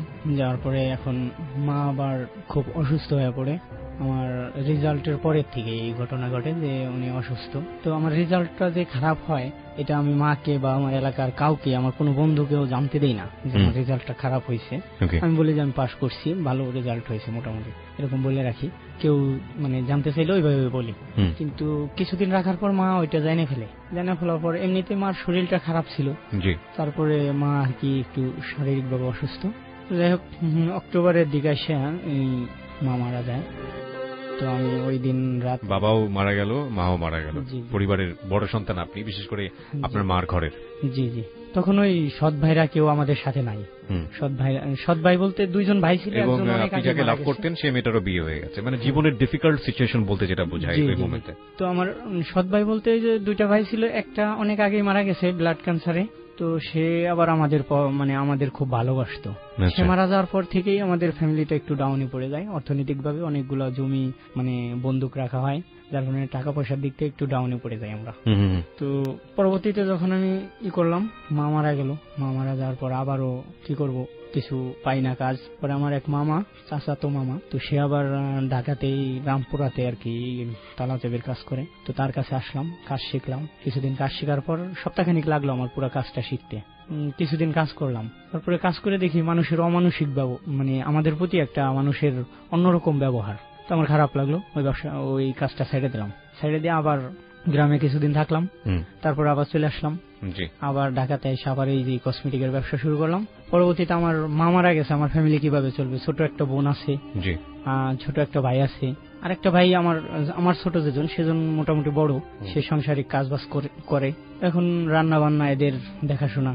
পরবর্তীতে আর কি আমাকে বাড়ি থেকে সবাই বিয়ের যখন চাপ দেয়, তখন আমি যেভাবে হোক মানে মামাদেরকে, খালাদেরকে সবাইকে বুঝাই যে আমি বিয়ে করলে সমস্যা হবে। তখন কিন্তু আমার টুম্পার সাথে আমার কোনো যোগাযোগ নেই, কিন্তু আমি এমনিতে বলতেছি যে আমি এখন বিয়ে করব না, আরো যাক কিছুদিন। তারপরে আমার ছোট যে, তো ওকে আমরা বিয়ে করাই, মামারা সবাই মিলে বিয়ে করাই। ছোট ভাইকে? আপনার ছোট ভাই? আমার ছোট ভাইকে বিয়ে করাই যে আমার বিয়ে করতে আরো 4-5 বছর সময় নিব। মানে আমার এই ছোট ভাই কিছু করতে ওই সময়টাতে? ওই সময়টাতে ওই সাংসারিক কাজবাজি করতো, তাছাড়া অন্য কিছু না। আচ্ছা, ঠিক আছে। মানে বিয়ে করলো, তারপর? বিয়ে করানোর পর ওই বিয়ের থেকেই ঘটনাটা শুরু হয় আর কি। মূল ঘটনা শুরু হয় এই বিয়ের থেকেই। ওর বিয়েটা হলো 17 তারিখে, মে মাসের 17 তারিখে, 17 মে আর কি বিয়েটা হয়। তো আমার সাথে টুম্পার সাথে যে কথাটা হয় সেটা হলো 19 মে প্রথম আর কি। আমি বাসায় কাজ করতেছি, এমনি না কাজ করতেছি না, বসে রয়েছি। তো আইসা বলতেছে আমার ফ্যানটা নষ্ট হয়ে গেছে, ফ্যানের তারটা ছিঁড়ে গেছে, তো আমার একটু তারটা যদি কেউ লাগাই দিতেন একটু ভালো হইতো। তো পরে আমার ছোট ভাই ও বলতেছে ভাই আপনি যান, আপনি তো এসব বিষয়ে একটু পারেন। টুম্পার বাসায় যেতে বলছে? যেতে বলছে। আমার পাশেই তো বাসা, একবার আমার ঘরের সাথে ঘর, যেটা একটু আগে বলছিলেন আপনি। জি। তো গেছি, যে তার লাগাইতেছি। এখন আমি আবার বলছি তার লাগানোর সময় যে আপনি লাইনটা দিয়েন না। আপনি লাইনটা দিয়েন না মানে কি টুম্পাকে বলছেন আপনি করে? জি জি, টুম্পাকে বলতেছি আপনি লাইনটা দিয়েন না, আমার তো জীবনই শুরু করলাম না, লাইনটা দিলে যদি এখানেই শেষ হয়ে যায় তাহলে কেমন হবে? আপনি এই কথাটা বলছিলেন ওনাকে? হ্যাঁ, ওনাকে বলতেছি আমি। সো এর কথার পরে রিপ্লাইটা কি হতে পারে আপনারা গেস করতে থাকুন। এই পর্যায়ে আমরা একটা বিরতি নেব।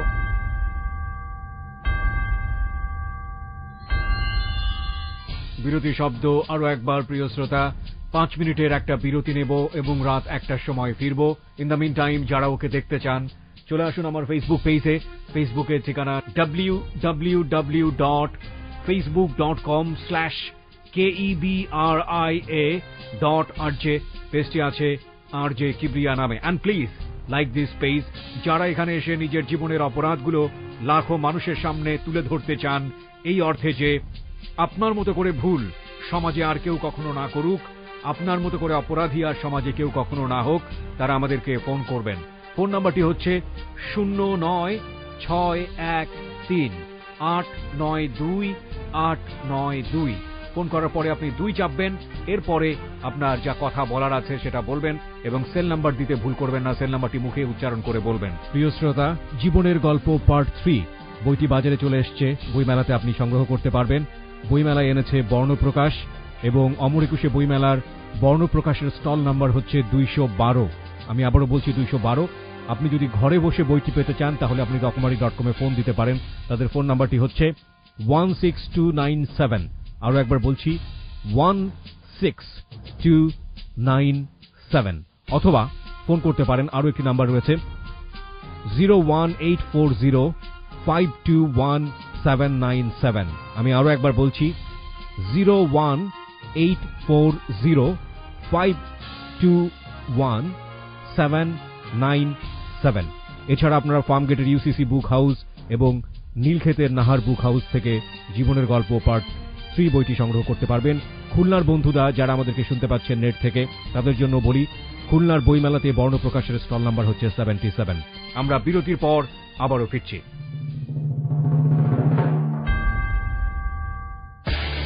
রয়্যাল টাইগার ড্রিঙ্ক প্রেজেন্টস যাহা বলিব সত্য বলিব, রিচার্জ ইয়োরসেলফ।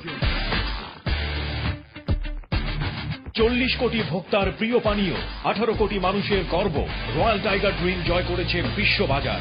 মনে রেখো, রয়্যাল টাইগার জিতবে, সুন্দর আগামীটা তারা গড়বে। Royal tiger energy drink, recharge yourself. Royal tiger drink presents যাহা বলিব সত্য বলিব, রিচার্জ ইয়োরসেলফ।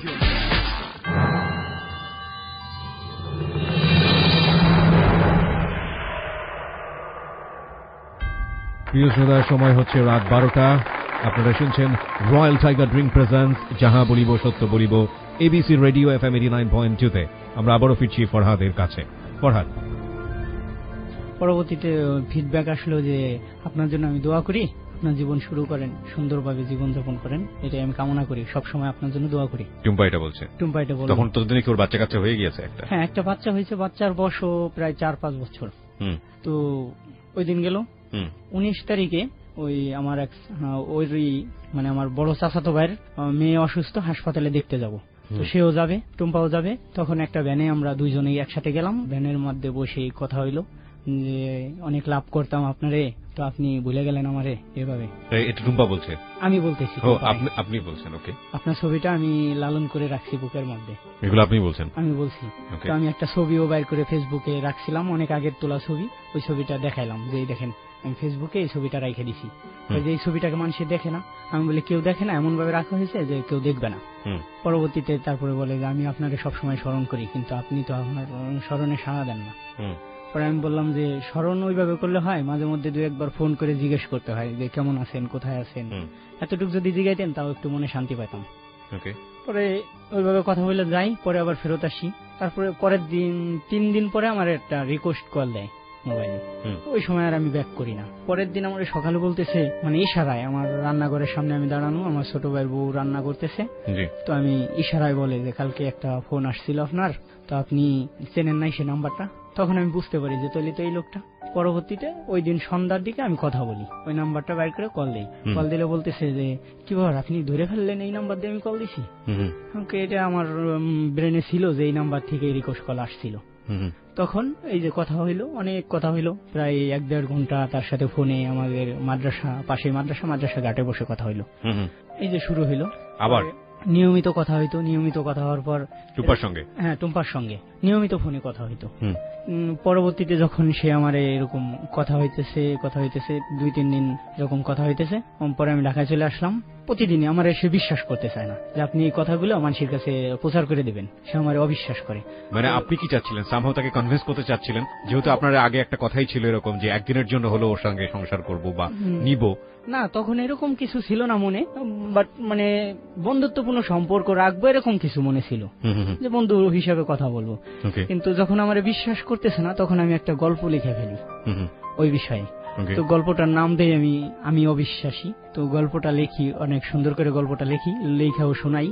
পরবর্তী সে ট্রাই করার জন্য যে আমি অন্য কোনো মেয়ের সাথে কথা বলি কিনা, কোনো মেয়ে কণ্ঠ পাইলে আমি এই দিকে একটু অগ্রসর হই কিনা। তো সে তার এক কাকি, দুঃসম্পর্কের একটা কাকি দিয়া ফোন দেয় আমার।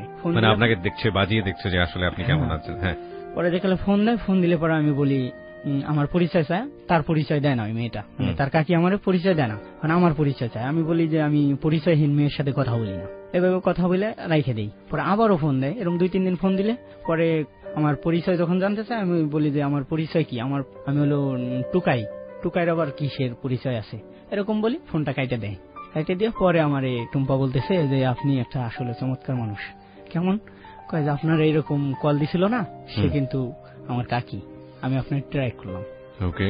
পরবর্তীতে এই সম্পর্ক আরো একটু গাঢ় হইল, আস্তে আস্তে আগাইতে থাকি। পরবর্তীতে যখন এই সম্পর্কটা কথা বলি, এখানে একটা ঘটনা ঘটে যে আমাদের এলাকায় একটু গ্যাঞ্জাম সৃষ্টি হয়। তখন থেকেই মানে গ্যাঞ্জাম সৃষ্টি হইলে পরে এই যে আমার একটা বন্ধু ছিল, ওর নাম হলো সম্রাট, ও আমার কাছে এসে ঘুমায় রাতে। ওকে। ওর আবার সেই বন্ধুটা ওর আবার চাচা হয়। আমার মোটামুটি যারা ফ্রেন্ড সার্কেল, ওর কেউ না কেউ আত্মীয়। তো ওর চাচা হয়। তো আমার কাছে ঘুমাইছে, হালকা বৃষ্টি হইতেছে বাইরে। টুম্পার আম্মু আবার বাড়ি থেকে রাত সে সময় 9:30-10টা বাজে, তখন আসতেছে, ওদের বাসায় আসতেছে। তখন আমি ওই বন্ধুটা আবার আমি মনে করছি ঘুমাই গেছে, কিন্তু ও ঘুমায় নাই। ঘুমের ভান ধরছে যে আমি কার সাথে কথা বলি এটা দেখবে। আর ওর হলো কাকা, টুম্পার কাকা? টুম্পার মানে একটু দূরের কাকা। এটা কি আপনি বাড়িতে থাকা অবস্থায় এই ঘটনাটা? বাড়িতে থাকা অবস্থায়। ওকে। তখন আমি বলি কি, মানে ওই যে ওর আম্মুরে দেখছি, আমি বলছি তোমার আম্মু যাইতেছে, তুমি ফোনটা রাখো। তখন ও ফোন রেখে দেয়। ওই কথাটাই ওই আমার যে বন্ধু সম্রাট, ও আর কি ওর বড় কাকার কাছে বলে দেয়, মানে টুম্পার বড় কাকার কাছে বলে দেয় যে ভাই এই ব্যাপার। কিন্তু এই যে ওর বড় কাকা আমারে ধরার পর বলতেছে তুমি এরকম কথা বলো, তোমার আমরা গার্ড দিয়ে রাখি। মোটামুটি ভাবে আমার একটা জিনিস কি, আমার গ্রামে আমার সম্পর্কে যদি কেউ জিজ্ঞেস করতো তৎকালীন সময়, যে যদি কেউ জিজ্ঞেস করতো যে ফরহাদ কেমন, তো এক বাক্যে সবাই বলতো যে না, ফরহাদ একটা ভালো ছেলে, কারোর সাথে গ্যাঞ্জাম করে না, কারোর সাথে খারাপ ব্যবহার করে না, ও খুব সুন্দর মানে চরিত্রের একটা মানুষ। তো সবাই আমারে খুব ভালোবাসতো, আরো বাবা মানি এই হিসেবে সবাই ভালোবাসতো। তোর কাকা আমারে বুঝাইতেছে তুমি যদি সম্পর্ক থাকে, আমি অস্বীকার করলাম যে সম্পর্ক নাই। পরে বলে যে যদি থাকে তাহলে তুমি বাদ দিয়ে দাও, নাহলে ক্ষতি হবে তোমার। তাও আমরা মানলাম না, আস্তে আস্তে আগাইতে থাকলাম। পরবর্তীতে একদিন এরকম মানে বৃষ্টি, তখন হলো মানে এই যে মানে বৃষ্টির একটু বেশি, আষাঢ় মাস, বৃষ্টি হইতেছে, আমি দাঁড়াইয়ে কথা বলতেছি। তো টুম্পার যে স্বামী, উনি আবার ভারতে থাকে, ইন্ডিয়াতে সাঁতার কাজ করে। মানে আপনার চাচাতো ভাই? হ্যাঁ, আমার চাচাতো ভাই ইন্ডিয়ায় থাকে, সাঁতার কাজ করে। তো সে ইন্ডিয়াতে, আমরা ওর সাথে ওই ফোনেই কথা বলতেছি, সে ঘরের ভিতরে, আমি বাইরে দাঁড়াইয়ে কথা বলতেছি। আর মোটামুটি ভাবে এমন ভাবে কথা বলতাম যে ও আমারে জানলা দিয়ে দেখতেছে, অথচ ফোনে কথা হইতেছে এরকম। তো একদিন ওই পাশের এক লোক ইনায়েত ভাইয়ের নাম্বার, মানে টুম্পার স্বামী যে আমার চাচাতো ভাই, তার নাম্বার নেওয়ার জন্য আসে। ওই সময় কথা বলতেছি আমরা। তো আমি ফোনটা রেখে দেই, সেও ফোনটা রেখে দেয়। তো উনি ওইটারে করে যে কি ব্যাপার, ও ফোন রাখলো, কারণ কি এখানে? তো সামহাও আপনাদের প্রতি একটা অ্যাটেনশন গ্রো করে মানুষের, এবং সন্দেহ করা শুরু করে, মানে দৃষ্টি পড়ে যায়। তখন সেই লোকটা আবার নালিশ করে। আগে তো আপনার চাচাতো ভাই বাড়িতে থাকে না, আপনাদের বাসা দুজন এত কাছাকাছি, আগে প্রেমের এরকম একটা সম্পর্ক ছিল, সবকিছু মিলে সন্দেহ করাটাই স্বাভাবিক। সন্দেহ করতে পরে সে আবার তার মানে ওই কুটি চাচার কাছেই, মানে ওই যে টুম্পার যে ওই চাচারে সবাই ছোট কুটি চাচা বলে আর কি। তো ওই কুটি কাকার কাছে নালিশ করে যে এরকম কিন্তু ওদের মধ্যে সম্পর্ক চলতেছে। সে আবার আমারে ধরে, আবারও আমি অস্বীকার করি। তারপরে কিছুদিন পর ওই ইনায়েত ভাই ইন্ডিয়া থেকে আসবে, তার আগে ওর সাথে আমার একটা সম্পর্ক মানে হয়। সেটা হলো ওর বাসায় আমি নিয়মিত যেতাম, নিয়মিত রাতে যাইতাম, কিন্তু কিছু হইতো না। বাকি এক জায়গায় বসে গল্প করতাম, কথাবার্তা বলতাম। ও আমার জন্য স্পেশালি কিছু রান্না বান্না করতো, ওইগুলা খাইতাম, একটু কথাবার্তা বলে চলে আসতাম। তো এরকম প্রায় সপ্তাহখানিক চলে। যেদিন আসবে ইন্ডিয়া থেকে, যেদিন আসবে তার আগের দিন ঠিক করে, মানে আমি আবার অন্য জায়গায় বেড়াইতে যাই, আমার এক বোনের বাড়ি বেড়াইতে যাই। তো ও খুব কানাকাটি করে যে আজকে আসার কথা, আজকে আপনি অন্য জায়গায় বেড়াইতে গেছেন, তাড়াতাড়ি বাড়ি আসবেন। এটা কে বলে? টুম্পা বলতেছে। আজকে আসার কথা কার? মানে ওই যে ইনায়েত ভাই। ইনায়েত মানে ওর হাজবেন্ড? হ্যাঁ, ওর হাজবেন্ড। ওকে। তো কানাকাটি করে পরে আমি চলে আসি ওখানে। ওই দিন আর ইনায়েত ভাই আসে না বাড়িতে। তো ওই যে একটা দিন সুযোগ পেয়ে গেলাম, সময় পেলাম, ওই রাতটাতে আমরা অনেক কথাবার্তা বলি থাকি। পরের দিন মানে 3টার দিকে ইনায়েত ভাই চলে আসে বাড়িতে। সে আবার ওখান থেকে কিছু ফল ফ্লুট অনেক কিছু আনে। তো আমি বাসায় যাই, যাওয়ার পরে ভাইয়ের সাথে কথাবার্তা বলি। তো ওখান থেকে ইনায়েত ভাই কিছু মাইন্ড করে না ওখানে, কিন্তু যখনই সে ওই বাসা থেকে বেরোয় গোসল করতে যাবে, ওই যে আমারে ফলো করলো একটা লোক, যে আমরা দুইজনে ফোন কাটলাম, ওই লোকটা সে আমাদের বাড়ির পাশে নামার পরই মানে তার কাছে বলতেছে, ইনায়েতের কাছে কথাগুলো বলে দেয়। তখনই ইনায়েত ভাই কয় কি যে কি, এখান থেকে সন্দেহ শুরু হয়। পরে সবার কাছে ওই যে কুটি কাকার কাছে নালিশ দেওয়া আবার সে। পরে কুটি কাকা বলে না, ও তো ঢাকাতে থাকে সব সময়, তাহলে ওর বিরুদ্ধে নালিশ দাও কিভাবে? তারা মানে আমার পক্ষে কথা বলতেছে, ওইভাবে সন্দেহ। পরে আমি ঢাকায় চলে আসি, ঢাকায় কিছুদিন থাকি, এই ব্যবসায়ী করি আমি। আচ্ছা, তো তখনও একটা জিনিস পরিষ্কার যে আপনি টুম্পাকেই লাভ করতেন? হ্যাঁ, তখনও টুম্পাকেই লাভ করতাম। ওকে, এই জিনিসগুলো একটু নোট রাখার মতো। হ্যাঁ, বলুন। কিন্তু মাঝে মাঝে পছন্দ হইতো, অন্যান্য মেয়েদেরকে পছন্দ করতাম, কিন্তু কাউকে ভালোবাসার মতো না, বন্ধু হিসেবে পছন্দ করতাম। ওকে। তো আমি ঢাকায় চলে আসি, কিছুদিন পর আবার যাই। এটা অক্টোবরের আগে আর কি, সেপ্টেম্বরের দিকে আমার ছোট ভাইয়ের যে ভাইটা মাদ্রাসায় পড়ে, ওর মুসলমানি দেওয়া হয়। তো ওখানে আমি তো বাড়িতেই, তো মুসলমানি দিলে সবাই আমাদের এলাকায় একটা নিয়ম আছে, ডালা দেয়, মানে ভাত, কিছু ভাত টাত দিয়ে এরপরে অনেক কিছু মানে সাজাই আর কি, একটা মুরগির রোস্ট দিয়ে এরকম সাজায় একটা ডালা দেয়। তো সবাই দিছে। একদিন মানে টুম্পা যেদিন দিবে, ওই সময়টা কি আপনাদের মধ্যে কোনো কমিটমেন্ট হয়েছে বা টুম্পার সাথে আপনার যে আপনারা ভবিষ্যতে এক হবেন আবার, বা টুম্পার সাথে আপনার যেহেতু ওর হাজবেন্ড বাড়িতে থাকতো না, কোনো ধরনের কোনো অনৈতিক সম্পর্ক কি সেই সময়টাতে ছিল? না না, এরকম কিছু ছিল না। বা আপনি কোনো ফিউচার চিন্তা করতে পারতেন টুম্পাকে নিয়ে? আপনি তো জানেন সে অন্য এক ঘরের অন্যের স্ত্রী, কিন্তু তারপরও ভালো লাগাটা নিশ্চয়ই ছিল। কিন্তু এই ভালো লাগাটা যে ভবিষ্যতে একটা বড় ধরনের বিপদ ডেকে নিয়ে আসতে পারে বা আপনারা যে চিন্তাটা করতেছেন সেটা কোনো পরিপূর্ণ রূপ পাবে না, এই জিনিসগুলো কি জানতেন নাকি জাস্ট ভালো লাগতো, এনজয় করতেন? ভালো লাগতো এটাই। তাছাড়া আমি যে তার সাথে সংসার করব বা তাকে নিয়ে থাকবো এরকম কোনো পরিকল্পনাও ছিল না। এখানে জিনিসটা নোট করতে বলছি এই কারণে যে কিছু কিছু সম্পর্ক আছে যে সম্পর্কগুলোর পরিণতি ছাড়া সম্পর্ক, এবং যদি পরিণতির দিকে নিতে হয় তাহলে ওই সম্পর্কগুলো জীবনের অনেক সময় অনেক বড় ক্ষতির কারণ হয়ে দাঁড়াতে পারে। সেক্ষেত্রে ফুল অফ ইমোশনের জায়গাটা থেকে শুধুমাত্র এই ভালো লাগছে, এনজয় করছি, বিশেষ করে এই প্রেমের সম্পর্ক, ভালো লাগার সম্পর্কে যেটার কোনো পরিণতি নাই, সেদিকে না যাওয়াটাই বোধহয় ভালো। আজকের এই অপ্রিয় সত্যগুলো আমাদেরকে কিছুটা হলেও এই জিনিসটাই বোধহয় শেখাবে। বাই দ্য ওয়ে, আমরা একটু সামনের দিকে আগাই। তারপরে কি বলবো? তখন ওই দিনে আবার মামা বাড়ি থেকে একটা ডালা আসবে। তো মামা বাড়ির ডালাটা মামারা নিয়ে আসছে, ওর ডালাটা তখনই ডালাটা দেয়। তো আমি ডালাটার ছবি তুলি, মামাদের ডালা ওইটারও ছবি তুলে রাখছে।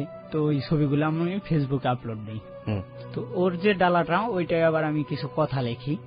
কথাগুলো হলো যে মানে যে প্রিয় মানুষের হাতে আজকে একটা খুব সুন্দর একটা সুস্বাদু খাবার, ফেসবুক স্ট্যাটাসে লিখি। ওইটা আবার ইনায়েত ভাই আবার ফেসবুক চালাইতো না, কিন্তু ওই ফেসবুকটা আমি তার একটা অ্যাকাউন্ট খুলে দেই, তো আমার ফ্রেন্ড বানাই। তো ওই লেখাটা তার চোখে পড়ে। চোখে পড়লে ওইটা নিয়ে মানে একটা সন্দেহ তৈরি হয়। এমনকি আমার অজান্তে মানে ওই 2-3 দিন পরে এই ঘটনাটা ঘটে, 2 দিন পরে এই স্ট্যাটাসটা দিই আর কি। তখনই মানে আমি যাই নগরকান্দাতে, আমার আরো 2টা ফ্রেন্ড ছিল। সবচেয়ে ক্লোজ ফ্রেন্ড ছিল আমার হলো আলী ভাই, উনি আমার বড় সিনিয়র, প্রায় 7-8 বছরের সিনিয়র। তারপরেও আর একটা ভাই ছিল হলো সুমন ভাই, উনিও আমার প্রায় 10-15 বছরের বড় হবে। একসাথে থাকতাম। তো ওনাদের সাথে নগরকান্দাতে যাই ঘুরতে, কয়েকটা ছবি তুলি। ইতিমধ্যে আমার কাছে ফোন যায়, যে টুম্পাই একটা ফোন দেয় যে তুমি তো ফেসবুকে একটা স্ট্যাটাস দিছো, তো তাই নিয়ে কিন্তু অনেক কিছু হয়ে যাচ্ছে। পরবর্তীতে আমি ওই কথাগুলো শুনে আমি ওই স্ট্যাটাসটাকে রিমুভ করে ফেলি, ফেসবুক থেকে সরাই ফেলি। সরাই ফেলার পরে আমার ওনরা আবার ওইটা দেখাইয়া পরে আমার মামারে ফোন দেয়। মামাকে ফোন দিয়ে বলে যে আপনারা তাড়াতাড়ি আসেন, আজকে রাতে শুনবো ওইটা। চিন্তা করে দেখেন টেকনোলজিক্যাল অ্যাডভান্টেজ কত দূর পর্যন্ত বাংলাদেশের মানুষের কাছে পৌঁছেছে, কত প্রান্তিক পর্যায়ের মানুষরা এটা সুবিধা নিচ্ছে, এবং এটা কত প্রান্তিক পর্যায়ের মানুষের জীবনে কমপ্লেক্সিটি ক্রিয়েট করতে পারে এই ফেসবুক। মানে দ্যাট ইজ রিয়েলি আনথিঙ্কেবল যে এত মানুষ ফেসবুকে ইনভলভ। বলুন তারপর। পরবর্তীতে আমি বাড়িতে আসি, সবার কাছে শুনি যে এই ঘটনা তুই এই করছস। আমি তো জানি যে ইনায়েত ভাই এতটা ফেসবুকে বোঝে না, তো আমি ওইগুলোকে রিমুভ করে ফেলছি। আমি মানে কিছু মিথ্যা কথা, বিশ্বাসযোগ্য মিথ্যা কথা বলি যে আমি এটা করি নাই, এটা মিথ্যা কথা। আমি হলো আমার মামার ডালা দিয়ে কিছু কথা লিখছি, ওইটা মানে মামাদের ডালাটাও ছবি দিয়ে আমি অনেক কথা লিখি, সেইগুলো দেখাই। আর মামাদেরকে খবর দেয়, মামারা রাতে আসে। রাতে আসলে পরে ওই আমাদের একটা বিটা, ওই বিটার মধ্যে বৈশা কয়েকজন আমাদের এলাকার কয়েকজন গণ্যমান্য ব্যক্তি এবং মামারা 2 জন থাকে। ওখানে একটা মানে দরবারের মতো বসে, সালিশের মতো। তো তারা শোনে কথাগুলো, ইনায়েতের অভিযোগগুলো শুনে। ফেসবুক নিয়ে সালিশ বসে গেল। তো কথা শুনতেছে, পরে মানে টুম্পা সরাসরি বলতেছে এটা মিথ্যা কথা, এটা কিছুই না, এটা হলো ওনার বানানো, মানে তার স্বামীকে বলতেছে আর কি, মানে স্বামীর বানানো জিনিস, এটা তার বানানো, এটা মিথ্যা কথা। ফরহাদ ভাই এটা এরকম কিছু করে নাই। তো তার সাথে আমার কোনো সম্পর্কও নাই, এটা মিথ্যা কথা সম্পূর্ণ। তার সাথে আমার একটু কথা হয়েছিল, সে কথাটা আমরা এখন আমার কাকা মানা করার পর আমি একবারই কথা বলছি আর বলিনি, এই কথাটা বলে। তো ওখানে সালিশে ইনায়েত একটা অভিযোগ করে যে ওর 1 মাসের মধ্যে বিয়ে করতে হবে, আমার কথা বলে আর কি। যখন এই কথা বলছে, পরে আমি কোনো কিছু না পাই কি করব, সবাই আমার প্রতি যে মিয়া তুমি ভালো হও। পরে আমি বলি হ্যাঁ ঠিক আছে, আমার দোষ ত্রুটি যা আছে না আছে সব আমি স্বীকারই করলাম যে আমার হওয়ার দোষ আছে, কিন্তু আমি এখন ভাই যেহেতু বলছে বড় ভাই 1 মাসের ভিতর বিয়ে করতে হবে, তো ভাইয়ের কথা আমি মানলাম। সে আমার গার্জিয়ান, নিয়ে আমার দেখে বিয়ে করাই দেন। পরবর্তীতে 1 মাস চলে গেছে, ইনায়েত ভাইও কোনো খরচ দেয় না, আর আমি ওইরকম আমার তো ইচ্ছাই না, বিয়ে করবো না, অনেক দেরিতে বিয়ে করবো, আরো 4-5 বছর পর। তো আমি ঢাকাতে চলে আসি। তারপরে 1-1.5 মাস কেটে যায়। এটা হলো আপনার একটা পুলিশে নিয়োগ দেয়, এটা হলো নভেম্বরের আপনার 1 তারিখে সম্ভবত। আবার বাড়িতে যাই যে আমি পুলিশে নিয়োগ দিছে, আমি পুলিশের লাইনে দাঁড়াবো, তো আমার কাগজপাতি ঠিক করতে হবে। তো ওখানে যাইয়া 2-3 দিন থাকি। 5 তারিখে লাইনে দাঁড়াইতে হবে। ওই তারিখ পর্যন্ত থাইকা 5 তারিখে সকালে খুব ভোরে চলে আসি। আসার পরে তখন আবার ইনায়েত ভাই উনি ঢাকাতে ছিল। ওই সময়টাতে ওই বাড়িতে যাই, আরো সন্দেহ বাড়ে, কিন্তু বলতে পারে না কেউ যে মানে পুলিশে নিয়োগ দিছে এই জন্য আসছে কাজের জন্য। পরবর্তীতে ঢাকাতে আবার ওই 5 তারিখে নিয়োগ, আসলে আমার বয়স ছিল না তখন, কিন্তু টুম্পার অনুরোধে, মানে টুম্পা বলতেছে তোমার আসতেই হবে, তো এই অনুরোধে আমি বাড়িতে যাই আর কি। কিন্তু আমার পুলিশে বয়স নেই, বয়স ছিল না জয়েন করার, এবং আমার কোনোভাবে আমি ফিট ছিলাম না তখন। তারপরেও আমি ওইরকম একটা নাটক করে চলে আসি। আসার পরে ডিসেম্বরের 18 তারিখ আমাদের এলাকার মাদ্রাসার মাহফিল হবে। সেদিন আমি তাতেও বাড়ি যেতে চাইছিলাম না, কিন্তু আমার ওই টুম্পা অনুরোধ করলো যে আসো তুমি, এত বড় একটা মাহফিল হবে, আমাদের এলাকায় ঈদেও এত আনন্দ হয় না, তো সেরকম একটা আনন্দ, তো তুমি বাড়িতে আসবে না কেন? পরে আমি যাই, আমার ভাইও বলে, আমার ছোট ভাই, যা সবাই আমাদের বাড়িতে সবাই বেড়াইতে আসবে, আপনি আসবেন না কেন? পরে আমি বাড়িতে যাই। ওই 18 তারিখে সভা হয়ে গেল। 19 তারিখে সকালে মানে আমি বাড়িতে, আমার মামাতো বোন ছোট আছে 2টা, ওদের সাথে, আর আমার একটা মিতা আছে আমাদের গ্রামের ওই মানে একটু দূরে বাড়ি। তো সেই মিতের একটা বোন আসছে আমাদের বাড়িতে ছোট, তাদের সাথে দুষ্টুমি করতেছে আমাদের পুকুর পাড়িতে দাঁড়াইয়া। আর টুম্পা রাস্তা দিয়ে যাইতেছে, তো ইনায়েত ওখান থেকে আমারে দাঁড়ানো দেখছে, আর টুম্পার ওই দিক দিয়ে গেছে এটা খেয়াল করে নাই, খেয়াল করছে তাহলে ওই জায়গা দিয়ে গেছে, মানে ফরহাদের কাজ দিয়ে গেছে আর কি। তো ও যাই ওই বাড়িতে যাইয়া, তার শ্বশুর বাড়িতে যাইয়া যে নালিশ দিছে যে ফরহাদ যেখানে দাঁড়ানো টুম্পাও সেই জায়গাটা আসলো কেন, তাহলে ওদের মধ্যে যোগাযোগ নাই, এটা বুঝতে আপনাদের প্রত্যেকটা বিষয় নিয়ে এখন সবাই সন্দেহ করতেছে। পরবর্তীতে আমার ওই সময় একটা মানে বিশাল একটা চাপ আসে যে 7 দিনের মধ্যে বিয়ে করতে হবে। তখন ছিল 1 মাস, এখন হয়ে গেল যে 7 দিনের মধ্যে 7 দিনের মধ্যেই বিয়ে করতে হবে, নইলে বাড়িঘর দিয়ে জ্বালাই দিব, আগুন দিয়ে জ্বালাই দিব। ওর বাবা এসে বলে, টুম্পার বাবা বলতেছে বাড়িঘর দিয়ে আগুন দিয়ে জ্বালাই দিব, ও আমার ফ্যামিলি, আমার মায়ের ফ্যামিলিতে আগুন লাগাই দিছে। তো এরকম বললে পরে টুম্পার বাবা বলে আপনার বাড়ি ঘরে আগুন লাগিয়ে দিবে। হ্যাঁ, আমাদের ওরকম ক্ষমতা নাই, তাদের ক্ষমতা আছে, আমরা তাদের হয়েই থাকি। এই বিষয়ে মানে এরকম বলছে। পরে আমি বলি ঠিক আছে, তো আপনারা মাইয়া দেখে বিয়ে করে। পরে ওর যে কুটি কাকা বলে, কুটি কাকা মানে কিসের, এটা সম্পর্কে কি হয়? তা মানে আপন চাচতো চাচা, ওটাকে কুটি কাকা বলে, মানে সম্পর্কের দিক থেকে কুটি কাকা বলে। মানে ওই যে ভাইদের মধ্যে ছোট, তাই কুটি কাকা বলে। আচ্ছা, ঠিক আছে, ওকে। তো ওই কাকারে বলি আমি যে কাকা আপনি তৈলি দেখে শুনে বিয়ে করাই দেন। পরে সে অনেকগুলা মায়া দেখায়। তো আমার এক বড় ভাই আছে, নাম হলো বাবলু, মাস্টারি চাকরি করে। তো উনারে কুটি কাকা যাই বলে তোর সাথে ভালো সম্পর্ক ফরহাদের, তো ফরহাদ যে একটা মাইয়া দেখা বিয়ে করাই দে। পরে সে বলে ঠিক আছে তাহলে, আমার হাতে একটা মাইয়া আছে। পরে সে আমারে, তার একটা ছাত্রী আর কি, সে যে স্কুলে পড়াইতো ওই স্কুলের থেকে পাশ করছে, 5 পাশ করছে, এখন 9-এ পড়ে, ওই মেয়েটারে দেখায়। আমি তো বিয়ে করবো না, আমার মনে মনে এটা হলো টার্গেট যে আমি বিয়ে করবো না, যেভাবে চলে যাবো আর কি সুবিধা। তো আমি ওই মেয়েটারে দেখাবার জন্য আমার নিয়ে যাই। দেখাইলে পরে আমি বলি যে মেয়েটা আসলে অনেক সুন্দর ছিল, টুম্পার সেও বলতে গেলে যে সুন্দর, কিন্তু আমার তো আর দেখা চয়েস হইলেও কিন্তু আমি বিয়ে তো করবো না, এটা হলো আমার টার্গেট। তো আমি বলি যে না, এই মেয়ে বিয়ে করা যাবে না, এই গরিব, এই সে বিভিন্ন অভিযোগ দিয়ে আমি ওইটাকে ক্যান্সেল করে দিই। ক্যান্সেল করে দিলে পরে পরবর্তীতে মানে ওই কুটি কাকাই আমার অফার করে। এটা পরে কুটি কাকা আমার কাছে বলে যে এটা হলো তোমার এই অফারটা আমি করি নেই, করছে হলো এটা, মানে টুম্পার আব্বাই বলছে যে টুম্পার মানে মেজো চাচা, তার একটা মেয়ে আছে নাম হলো মদিনা, তো তার জন্য আর কি। মেয়েটা একটু শর্ট, লেখাপড়া তেমন মানে 9-এ রানিং পড়তেছে আর কি। তো সেই মেয়েটারে বিয়ে করার জন্য পরে কুটি কাকা বলে যে তুই যদি এই মেয়েটারে বিয়ে করিস তাহলে তো তোরে আমরা এমনিতেই দেখে রাখি, তোদেরকে তো আরো ভালো হবে দেখে রাখতে, আর ইনায়েতও কোনো সমস্যা করতে পারবে না তোদের সাথে। এমনই অবস্থা, ইনায়েতকে এখন কেউ চোখে দেখতে পারে না, শ্বশুরদের ফ্যামিলির থেকে এমনকি ওদের কারোই কেউ চোখে দেখতে পারে না। মানে কোনো প্রমাণ, আমরা যে টুম্পার সাথে যে আমার সম্পর্ক, এটা সঠিক কোনো প্রমাণ আজ পর্যন্ত দাঁড়া করতে পারেনি, যার কারণে মানে সবাই বিশ্বাস করে যে এটা ভুল অভিযোগ। আচ্ছা, এটা বলে আর কি। কিন্তু এই যে জামাইয়ের অভিযোগ, নইলে জামাই মেয়ারে মারে, মানে টুম্পারে মারতেছে, এরকম, এই জন্য সবাই আর কি আমারে চাপ সৃষ্টি করে। পরবর্তীতে ওই অফারটা করে, আমি কই কি যে না এটা হবে না বললা, তারপরে তারা অনেক বুঝাইতে থাকে বিয়ে কর নইলে সমস্যা হবে, এই সেই। পরবর্তীতে আবার আমি ঢাকাতে চলে আসি, কিছুদিন কাটাই আর কি এরকম। পরে আবারও চাপ সৃষ্টি করে, ইনায়েত বলে যে টুম্পারে ছেড়ে দেবো, এরকম যখন বলে তখন তাদের মাথায় মানে অন্য পদের ঘুরে যায় যে বিয়ে করতেই হবে, আমাকে বিয়ে করতেই হবে। বিরতির শব্দ আরো একবার, তার মানে আমাদেরকে এ পর্যায়ে একটু থামতে হবে। প্রিয় শ্রোতা, জীবনের গল্প পার্ট 3 বইটি বাজারে চলে এসছে, বইমেলাতে আপনি সংগ্রহ করতে পারবেন। বইমেলায় এনেছে বর্ণপ্রকাশ এবং অমর একুশে বইমেলার বর্ণপ্রকাশের স্টল নাম্বার হচ্ছে 212। আমি আবারও বলছি 212। আপনি যদি ঘরে বসে বইটি পেতে চান তাহলে আপনি রকমারি.com এ ফোন দিতে পারেন। তাদের ফোন নাম্বারটি হচ্ছে 16297। আরো একবার বলছি 16297।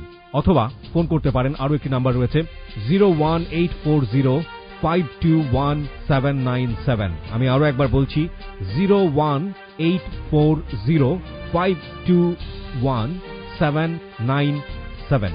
এছাড়া আপনারা ফার্মগেটের ইউসিসি বুক হাউস এবং নীলক্ষেতের নাহার বুক হাউস থেকে জীবনের গল্প পার্ট 3 বইটি সংগ্রহ করতে পারবেন। খুলনার বন্ধুরা যারা আমাদেরকে শুনতে পাচ্ছেন নেট থেকে, তাদের জন্য বলি, খুলনার বইমেলাতে বর্ণপ্রকাশের স্টল নাম্বার হচ্ছে 77। মাত্র 4 মিনিটের বিরতি। 4 মিনিট পর আমি আরজে কিবরিয়া আবারও আপনাকে সাথে করে ফিরে আসছি রয়্যাল টাইগার ড্রিঙ্ক প্রেজেন্স যাহা বলিব সত্য বলিবতে।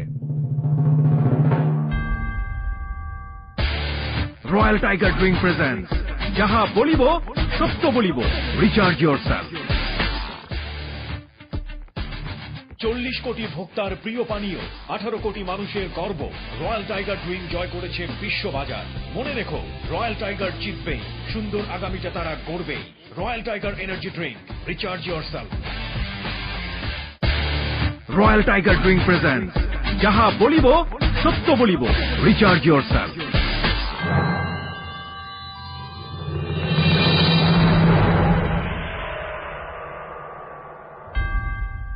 4 মিনিট পর আবারও ফিরে এসেছি রয়্যাল টাইগার ড্রিঙ্ক প্রেজেন্স যাহা বলিব সত্য বলিবতে। আরজে কিবরিয়া রয়েছে আপনার সঙ্গে এবং শুনছেন এবিসি রেডিও এফএম 89.2। ফরহাদের কাছে আবারও ফিরছি। ফরহাদ, পরবর্তীতে আমি বিয়ে করতেই হবে। হ্যাঁ, বিয়ে করতেই হবে। পরবর্তীতে আমি এক প্রকার রাজি হই যে হ্যাঁ ঠিক আছে, বিয়ে করাই দেন। পরবর্তীতে 27 ডিসেম্বর রাতে আমার বিয়ে ঠিক হয়। আমি বিয়ে ভাঙার জন্য অনেক চেষ্টা করি, আমার মামিকে আনি, ফোন দিয়ে মামারে বলি, কিন্তু তারা কেউ আগায় না। বিয়ে হয়ে যায় মদিনার সাথে, মানে টুম্পার চাচাতো বোনের সাথে। আর টুম্পা আমারে কয়েকটা মানে কিরা দেয়, কসম করার যে তোমার মায়ের কসম, তুমি আমারে নিয়ে যাবা কিনা তাই বল, আর ওর সাথে সমস্ত সম্পর্ক বিচ্ছিন্ন করতে হবে। পরবর্তীতে আমি ওই মানে আমি চেষ্টা করি যে আমি ওর থেকে দূরে যাব, কিন্তু পারি না। তারপরে আমি ওই ওর শর্ত অনুযায়ী আমি 30 ডিসেম্বর ঢাকায় চলে আসি।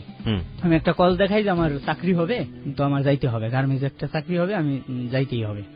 তো আমারে তারা আর বাধা দেয় না, যে বিয়ে হয়ে গেছে, এখন ফরহাদ ভালো হয়ে যাবে আর কি। যাই হোক, আমি চলে আসি 30 ডিসেম্বর।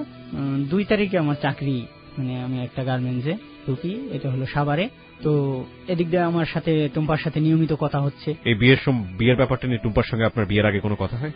হ্যাঁ, ও আমার বারণ করে যে বিয়ে করার দরকার নাই, কিন্তু আমি তো ঠেকাইতে পারতেছি না। আচ্ছা, তো ও আমার বিয়ে ওই যে মানে যে স্বাক্ষরখানা এই সব সাজানো গোছানো ওরে দিয়ে করায়, সবাই আর কি ওর পার চাপ রাখে। আচ্ছা, তো ওই যে মদিনারে সাজানো বা মদিনারে গোসল করানো সব টুম্পা করে, সবকিছু টুম্পারে দিয়ে করায়।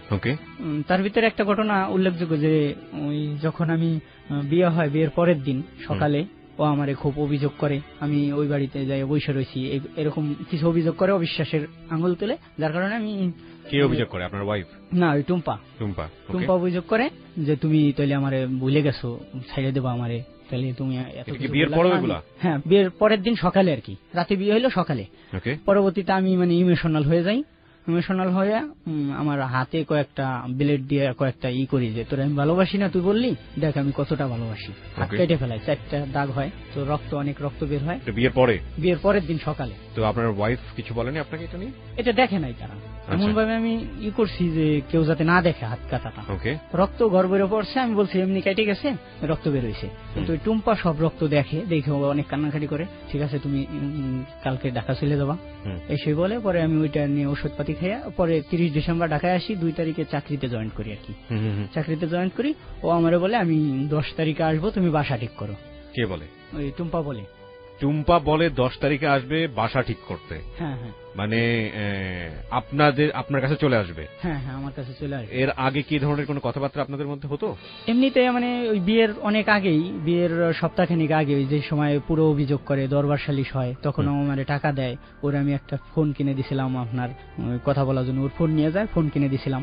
না, কিন্তু এই ধরনের কথাবার্তা বলতে আমি যেটা বোঝাচ্ছি যে একসঙ্গে থাকবেন, আপনারা আলাদা হয়ে যাবেন, সংসার করবেন, এরকম বলে। ওর সাথে আমার কথা হয় যে 10 জানুয়ারি, রোহান 10 জানুয়ারিতে তোমারে আমি নিয়ে যাব। এরকম কথা হয়ে থাকে যে মেয়েটা তার হাজবেন্ডকে আপনি আপনার নামটা বলে প্রশ্নটা করবে, তাহলে আমার একটা প্রশ্ন ভাই, আপনি বিয়ে করলেন কেন?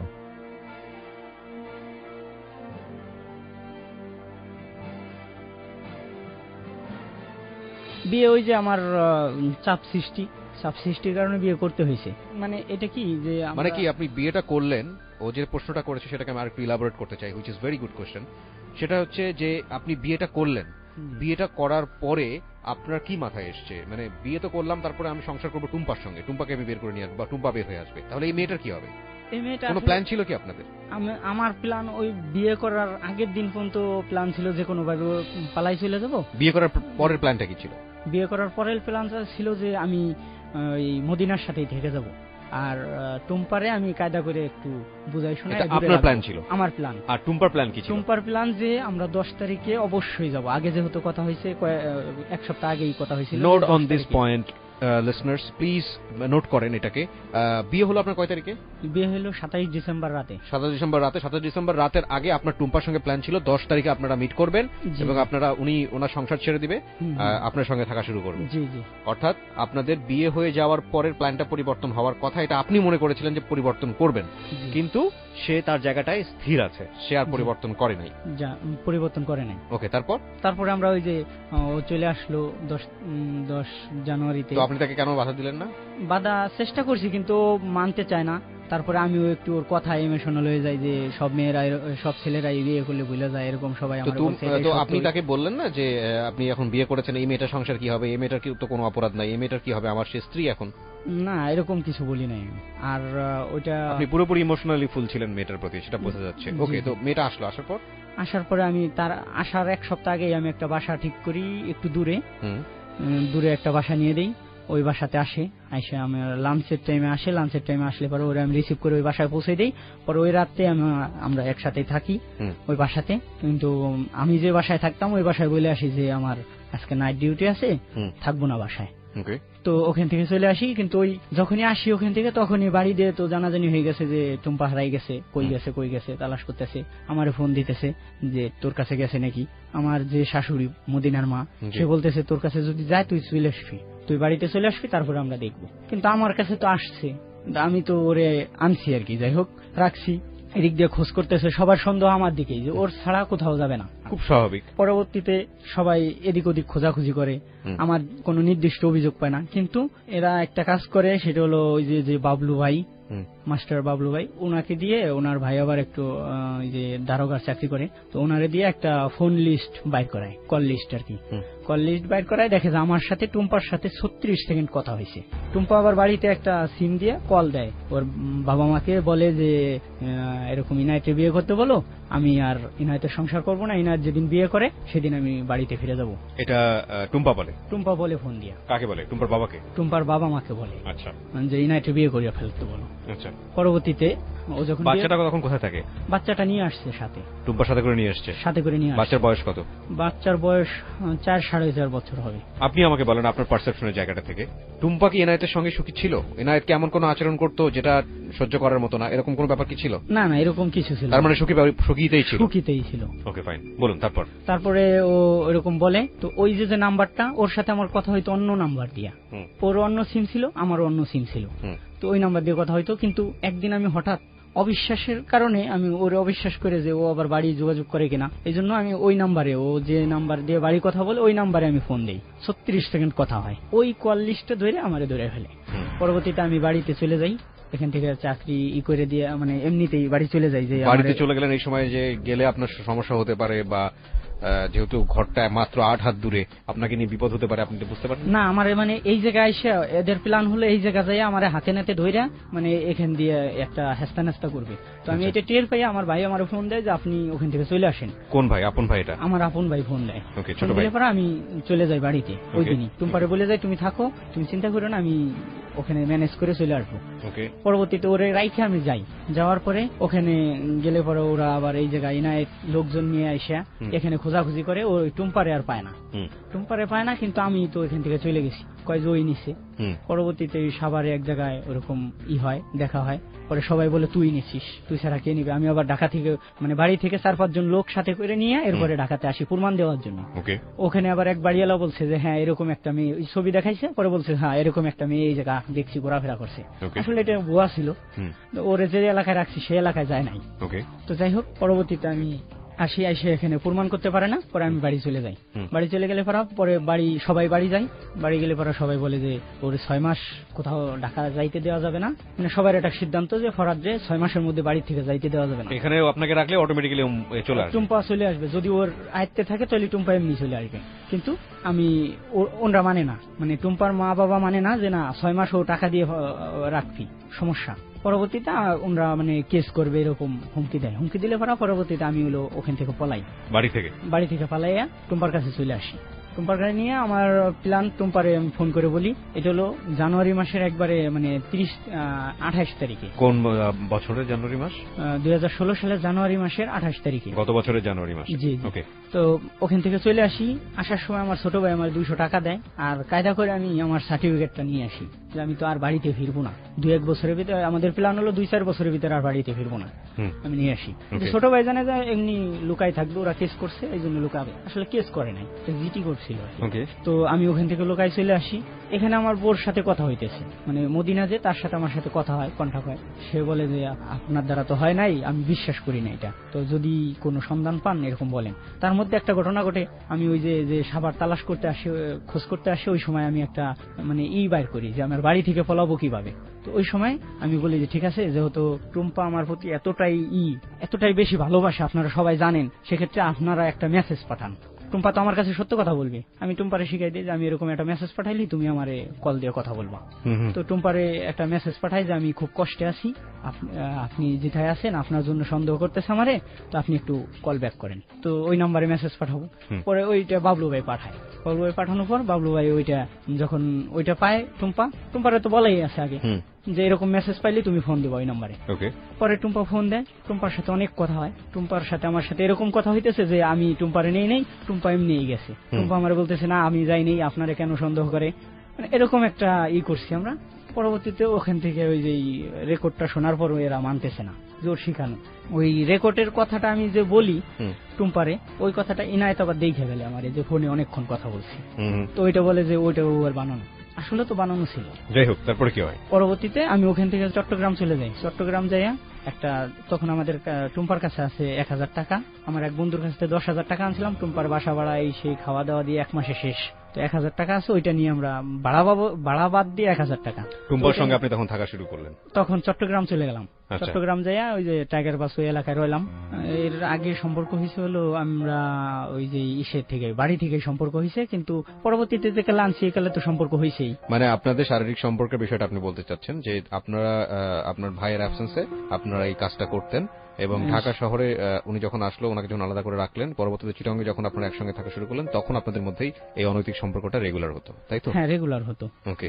তো চট্টগ্রাম গেলাম। চট্টগ্রামে ওখানে যাই, আমার কাছে 1000 টাকা আছে। একটা কাকা বাসা ভাড়া নিলাম, যে কাকারে বইলা, ওই কাকা ছিল মুদি দোকান, ওনারে বইলা বাসা ভাড়া নিলাম। তো ওখানে আর কি ওই 1000 টাকা, ওর সাথে কিছু গহনা ছিল, ওইটা থুইয়া কিছু টাকা নিয়ে আমি একটা ব্যবসা শুরু করলাম। সেটা হলো পিএস, আদা, রসুন এগুলা বিক্রি করতাম ভ্যানে করে। ওই কাকাই আমাদের ভ্যানটা ঠিক করে দিল। কাকা আর এই বিষয়গুলো জানতো না। সবাই জানতো আপনার বউ? হ্যাঁ, আমার বউ। টুম্পার যে ছেলে, ও আমারে বাবা বলে ডাকতেছে। তো এখানে আর কেউ অবিশ্বাসের কোনো কারণ নাই। তো আমরা ব্যবসা শুরু করি। বাড়িতে আমার যোগাযোগ হয় না, যোগাযোগ বন্ধ করে। বউয়ের কোনো খোঁজ খবরও নেন না? নিজের বউয়ের কোনো খোঁজ খবর নেন না, অন্যের বউ নিয়ে সংসার শুরু করে দিয়েছেন? জি, এরকমই আর কি। তো এখানে চলতেছে। পরবর্তীতে ফেব্রুয়ারির শেষ দিকে আইসা আমি বাড়ি থেকে টাকা আইনা আমার কাকা এই বুদ্ধিটা দেয়। কাকার সাথে আবার ওই টুম্পা আবার একদিন বইলে দেয় কথায় কথায় কাকার কাছে সবকিছু বইলে দিলে পরে কাকা ওই বাড়িতে যোগাযোগ করে, টুম্পার মা বাবার সাথে যোগাযোগ করে। টুম্পার মা বাপ বলে যে আপনার 20,000 টাকা দিব, আপনি ধরাই দেন। কিন্তু ওই কাকা আবার ওখানে একটু বিপদে পড়বে দেখে কাকা ধরাই দেয় না, আমাদের সহযোগিতা করতে থাকে। কিন্তু কাকার সাথে কথা হইতেছে, কিন্তু আমি জানি না এটা। টুম্পা আবার ওর খালার সাথে কথা বলে, ওর মার সাথে মিট করে যে আমি ওই সময় বলে দেয় যে হ্যাঁ আইসি, এরকম আমি ফরহাদের সাথেই আছি। তো ফরহাদ তো আমার অনেক ভালোবাসে, ফরহাদ আমার কোনো জায়গা ঠগায় না, ও যেরকম বলছে সেরকমই। তখন চিটাগংয়ে আপনি? তখন আমি চিটাগংয়ে। তখন আর কি ওই যে আমার ভাইরা আটকায় ফেলে, ওই ফোন পাইয়া যোগাযোগ করে আমি টাকা চাই ভাইয়ের কাছে। তখন টাকা চাইলে পরে আমার ভাইরা আটকায় ফেললে পরে আমার ভাই আর কি ওরা বলে যে চোখ উঠাই ফেলাবো, এরকম করবো। আমি শুই না, আমার খুব কষ্ট লাগে, কান্নাকাটি করি রাত্রে যে আমার জন্য আমার ভাইরা কষ্ট পাচ্ছে, সবাই নির্যাতন করে, বাড়ি ঘরে আগুন ধরায় পুড়াই দিবে এরকম বলে। পরবর্তীতে আমার মামা আগে উপর চাপ দেয়, মামারা আমার ওই যে কল লিস্ট বাইর করে আবার যে আমি কোন এলাকায় আছি, কোন ফোন দিয়ে কার সাথে কথা বলছি, ওই কল লিস্ট বাইর করে ধরে ফেলে আমারে যায়। পরে আমি যোগাযোগ করে মামাদের হাতে ধরা দেয়। পরে মামারা আমারে চট্টগ্রাম থেকে নিয়ে আসে, এটা হলো মার্চের 1 তারিখে 2016 মার্চের 1 তারিখে যখন নিয়ে আসার পরে একটা সালিশ হয় হলো 3 তারিখে। তখন ওই সালিশে এর আগে একটা ঘটনা আছে যে সালিশ পক্ষ যে এরা আবার আমাদের বিরোধী ছিল। এই চেয়ারম্যান, তৎকালীন সময় চেয়ারম্যান ছিল জেনা সর্দার, ওনার সাথে আমার একটা ঘটনা ছিল যে আমার এই ব্যবসা ক্ষেত্র নিয়ে কিছু টাকা পাইতো দোকানদার, ওই টাকা নিয়ে তার সাথে আমার সাথে। যাই হোক, আপনার সালিশে আপনাদের যারা বিচার করবে তারা আলটিমেটলি আপনাদের সাথে সম্পর্ক ভালো ছিল না, বিপক্ষে ছিল, যার কারণে ওই সালিশে কি আপনার টুম্পাকেও রাখা হয়েছিল? হ্যাঁ, টুম্পাকেও নিয়ে যাওয়া হয়েছিল। আপনি নিয়ে গিয়েছিলেন না ওরা নিয়ে গিয়েছিল? আমরাই নিয়ে গেছিলাম। আপনি নিয়ে গিয়েছিলেন, ওকে। এবং সালিশ বসেছে, সালিশ বসার মানে হচ্ছে সবাই মিলে একসাথে সালিশ বসেছে, এরকম একটা অবস্থা। সালিশে আর কি আমার নেয়, মামারা আবার আমারে বুঝায় যে তোরে মাইরে ফেলাবে, এরকম যদি টুম্পারে রাখিস তাহলে তোরে মাইরে ফেলাবে নায়ের, এরকম বিভিন্ন কিছু ভয়ভূতি দেখায়। আরো টাকা জরিমানা হবে 10-15 লক্ষ টাকা। এরা আবার বাড়ি দিয়ে বলতেছে 30 লাখের নিচে জরিমানা করবো না, 30 লাখের উপরে করবো জরিমানা। কারা বলতেছে এটা? এইটা হলো টুম্পার মা বাপ আর ইনায়েত বলতেছে। আর ওই যে সালিশ পক্ষ যে চেয়ারম্যানের কাছে বিচার গেছে, ওই বিচারটাও তারা তো আমার পর রাগই আছে রীতিমতো, তারা পাইছে আমারে, এইভাবে বিচার করবে আর কি। তো এই জন্য আমি পরে আমার ভিতরে একটু কামড় দেয়, ঠিক আছে তাহলে টুম্পারে বাদ দিই, আমি যদি মদিনারে রাখি তাহলে তো আর এইটা হবে না। বিচারে কি হলো? বিচারে আমার স্টেটমেন্ট নিল। আমি বললাম বললো সবাই যে তুমি কারে নিতে চাও, আমার আলাদা আলাদা শুনতেছে। মামারা যেটা শিখাই দিচ্ছে, ঘটনাটা তো আগে জানতে চাইলো যে টুম্পাকে আপনি নিয়ে গেছেন কিনা বা কিছু না, ওই কিচ্ছু জিগাইলো না, শুধু সিদ্ধান্তটা চাইলো যে তুমি কারে নিতে চাও। হ্যাঁ, তো আপনি কি বললেন? আমি বললাম যে আমি মদিনারে নিতে চাই।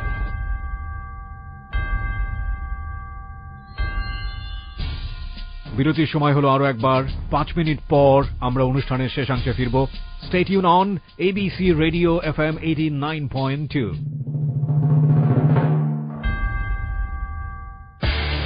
রয়্যাল টাইগার ড্রিঙ্ক প্রেজেন্টস যাহা বলিব সত্য বলিব, recharge yourself.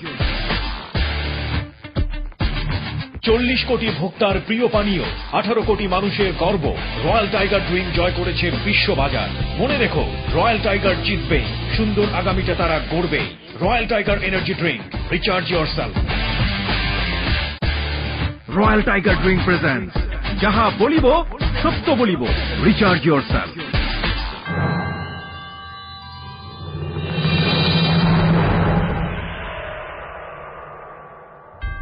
Welcome back once again. আপনারা শুনছেন রয়্যাল টাইগার ড্রিঙ্ক প্রেজেন্টস যাহা বলিব সত্য বলিব। আরজি কিবরিয়া আপনার সঙ্গে, এবং আপনারা শুনছেন এবিসি রেডিও FM 89.2। আপনারা শুনছেন ফরহাদকে। ওকে, কথা না বাড়িয়ে আরো একবার তাকেই আমরা নক করছি। পরবর্তীতে যখন আমি ওই সিদ্ধান্ত দিলাম যে আমি মদিনারে নিব, তখন আমার বের করে দিল, আমার বাইরে রাখলো এক জায়গা। সালিশের অবস্থাটা এমন ছিল যে আমরা যাওয়ার পর আমাদের সাথে যারা গেছে, আমার মামার ইউনিয়নের চেয়ারম্যান গেছে, আমাদের মামার বাড়ির যে ওই ইউনিয়নের চেয়ারম্যান, আমাদের পক্ষে কোনো লোক নাই, একমাত্র চেয়ারম্যান আছে। আর সাথে আমার 2 মামা গেছে, এক নানা গেছে, চাচা এক নানা, সেও মাতুব্বার তো গেছে। তাছাড়া কোনো একটা লোক আমাদের পক্ষে কথা বলার নাই, সবাই আমাদের বিপক্ষে। শুধু কয় যে ফরহাদকে বাইর করে দাও, ওর মেরে ফেলাবো, জায়গায় পাড়াই মেরে ফেলাবো, এরকম অবস্থা। রীতিমতো আমি ভয় পেয়ে গেছি, সবাই ভয় পাইছে। পরবর্তীতে সালিশে আমার রায় নিল, পরে টুম্পারে নিছে। টুম্পারে অনেকক্ষণ পর্যন্ত জিগাইছে যে তুই কি বলিস বল। ও শুধু একটা কথাই বলছে, আমি ফরহাদের সাথেই থাকতে চাই, ফরহাদের ছাড়া আমি বাঁচবো না, একটা কথাই ও বলে যায়। তো তারপরও ওরে বের করে আনে, বের করে আনার পর ওরে সালিশ থেকে তারা রায় দেয়। প্রথম সালিশের কথা এরকম, আমার ওই চেয়ারম্যানের মুখে আমি পরে যা শুনছি যে প্রথম যে মানে টাকার অ্যামাউন্টটা বলা হয় 30 লাখ থেকে শুরু করে সবাই ডাক। 30 লাখ টাকা জরিমানা সালিশের বোর্ডে যায় এই কথা হয় যে 30 লাখ টাকা জরিমানা হবে। জরিমানা কিসের জন্য? জরিমানায় যে একটা হলো যে মদিনারে ছাড়তে হবে, সিদ্ধান্ত দেয় মদিনারে ছাড়তে হবে এবং টুম্পারেও ছাড়তে হবে। দুইটা সিদ্ধান্ত, মানে এই দুইটারই ছেড়ে দিতে হবে। কিন্তু এটা কি মানে আপনাকে অপরাধী হিসেবে আইডেন্টিফাই করা হচ্ছে? হ্যাঁ, আমার এই শুধু অপরাধী। টুম্পার ব্যাপারে কি বলা হচ্ছিল? টুম্পার কোনো দোষ নেই, এখানে শুধু আমাকে দোষী সাব্যস্ত করা হয় যে দুইটা মেয়ের জীবন নষ্ট করে দিছে।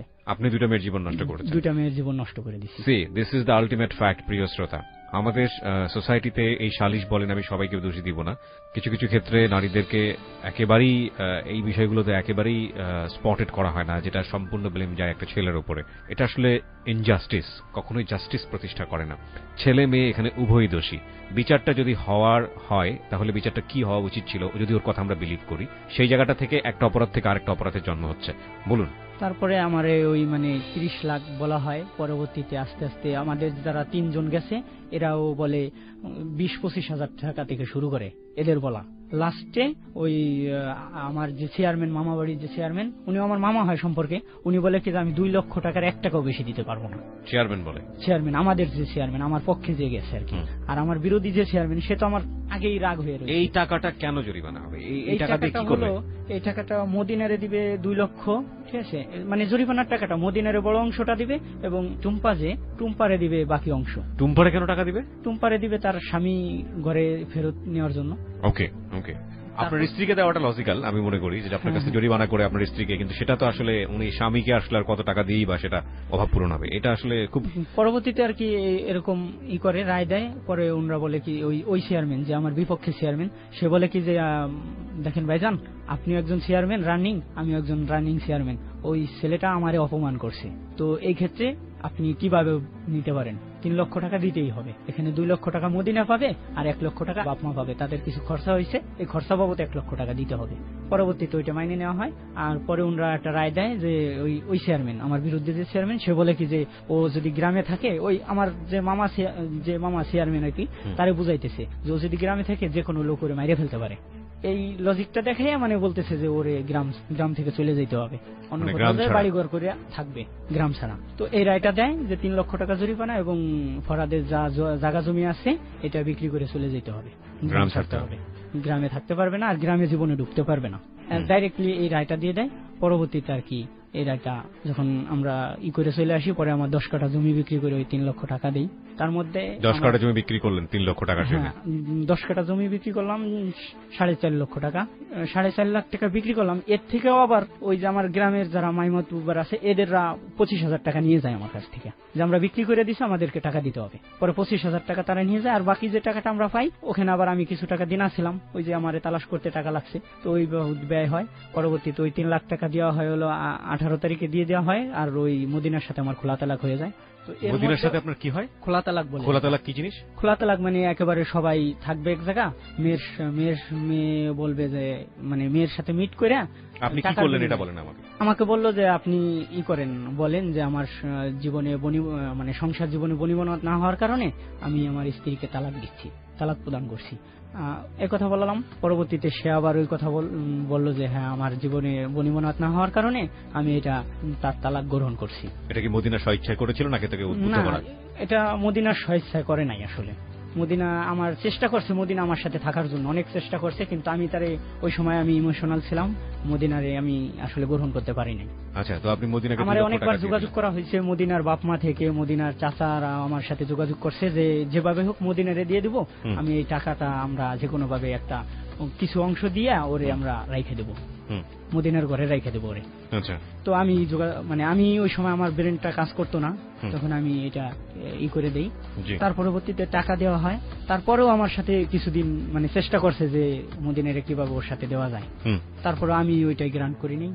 যাই হোক, এটা আমার আসলে সমস্যা ছিল, ওই সময় আমি কিছু ভাবতে পারতাম না। যখন ওই সালিশটা হইলো তারপরের দিন আমি পাগল ছিলাম, ডাইরেক্টলি পাগল ছিলাম। আমি দৌড়ে বেড়াইতাম, আমারে ধরে রাখতে পারতো না, আমি মানে ভাল লাগতো না কোনো কিছু। প্রায় 2-3 মাস পর্যন্ত এরকম ছিলাম।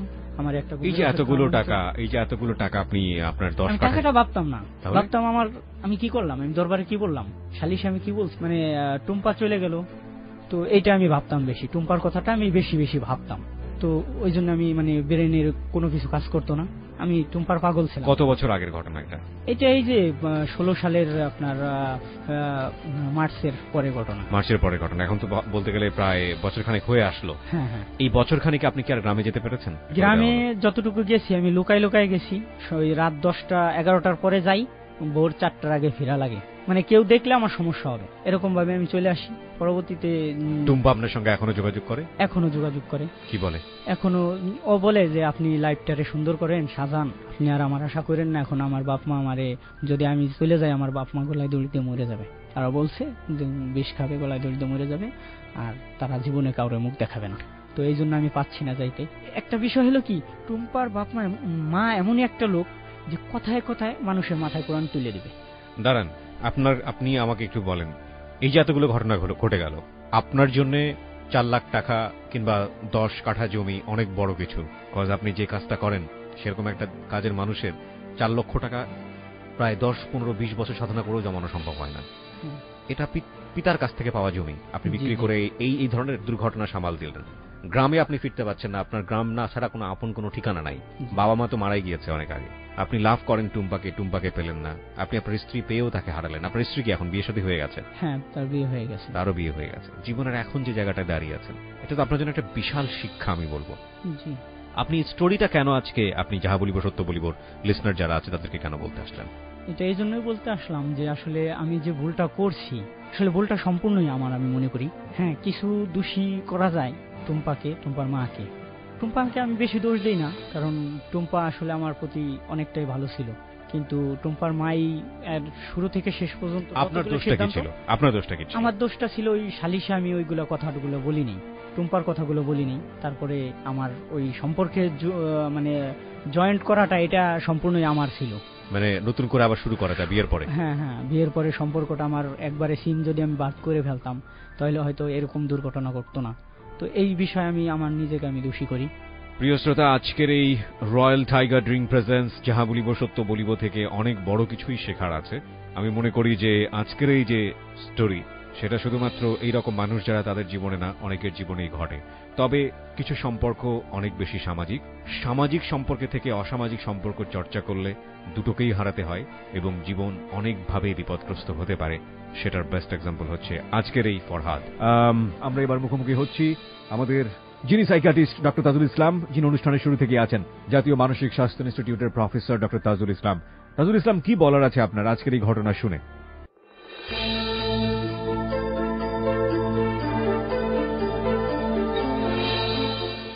যাহা বলিব সত্য বলিব অনুষ্ঠানের শ্রোতাদেরকে স্বাগত জানাচ্ছি। আমাদের আজকের অতিথি ফরহাদ। এটা মোটামুটি তেমন কোনো অপরাধ সংক্রান্ত নয়। সাধারণত আমরা যাহা বলিব সত্য বলিব অনুষ্ঠানে যেমন অপরাধ খুব বড় দেখি, এরকম না, খুবই একটা পারিবারিক ব্যক্তিগত জীবনের ঘটনা। এরকম ঘটনা কিন্তু অহরহ ঘটে আমাদের সমাজে। এখন ফরহাদ আমাদের কাছে জানতে চেয়ে এসেছে যে সে যা করেছে, যেমন নতুন করে যদি সে আবার ওই তার প্রেমিকার সঙ্গে যোগাযোগ না হতো, তার জীবনে দুর্ঘটনা ঘটতো না। আমরা পুরো ব্যাপারটা পর্যবেক্ষণ করে যা দেখলাম যে এখানে ফরহাদের খুব বেশি করার ছিল আমাদের মনে হয়নি, এবং ফরহাদের খুব বড় ধরনের অপরাধ হয়েছে বা ভুল হয়েছে সেটাও আমাদের মনে হয়নি। এটা দুইটা কারণে, আমি যেটা বলেছিলাম, একটা হলো পারিবারিক কারণে, যে পরিবারের কিছু লোকের, যেমন ওই টুম্পার মায়ের একরোখ জিদের কারণে এই ঘটনাটা শুরু হয়েছে, এটা একটা কারণ। আর দ্বিতীয়ত হচ্ছে যে গ্রামে যে সালিশি বসে যারা, সেখানে যে ন্যায় পক্ষে সালিশি হয় না, সেটা যে প্রভাবশালীরা নিজেদের পক্ষে বিচার বসে আর দুর্বলকে যে শাস্তি দেয় বা তাকে যে চেপে ধরে, তার একটা উদাহরণ দেখতে পাচ্ছি। অতএব এই অনুষ্ঠান যারা শুনছেন তাদের কাছে আমাদের অনুরোধ আমরা থাকবে যে পরিবারে কোন রকমের এরকম যদি ছেলে মেয়ের, সেটা প্রেমের সম্পর্ক হোক বা বিবাহিত সম্পর্ক হোক, সেখানে অন্য পক্ষ পরিবারে কোনো বিশেষ লোক গো ধরে জিদ ঠিক করে তাদের জীবন থেকে নষ্ট করে দেওয়ার চেষ্টা করবেন না। এবং পরবর্তী পর্যায়ে আরেকটা বলতেছি যে তথাকথিত গ্রাম্য সালিসি যেটা বিচারালয় ন্যায়সঙ্গত বিচারালয়ের কথা, সেখানে যাতে শুধু প্রভাবশালীরাই তাদের স্বার্থে যেন ওই বিচার বা সালিসি না করে, সেই জন্য সমাজের অন্যান্যদেরকে সচেতন লোকদেরকে আরো বেশি দৃঢ় ভূমিকা নেওয়ার সুযোগ আছে এবং তারা সেই রকম সুযোগ দিবেন। তাহলে ফরহাদের মতো ছেলেদেরকে এরকম অন্যায়ের শিকার হতে হবে না এবং এরকম দুঃখজনক ঘটনা ঘটবে না। অনেক অনেক ধন্যবাদ ডক্টর তাজুল ইসলাম আপনার মূল্যবান মতামতের জন্য। আপনাদের সবাইকে ধন্যবাদ।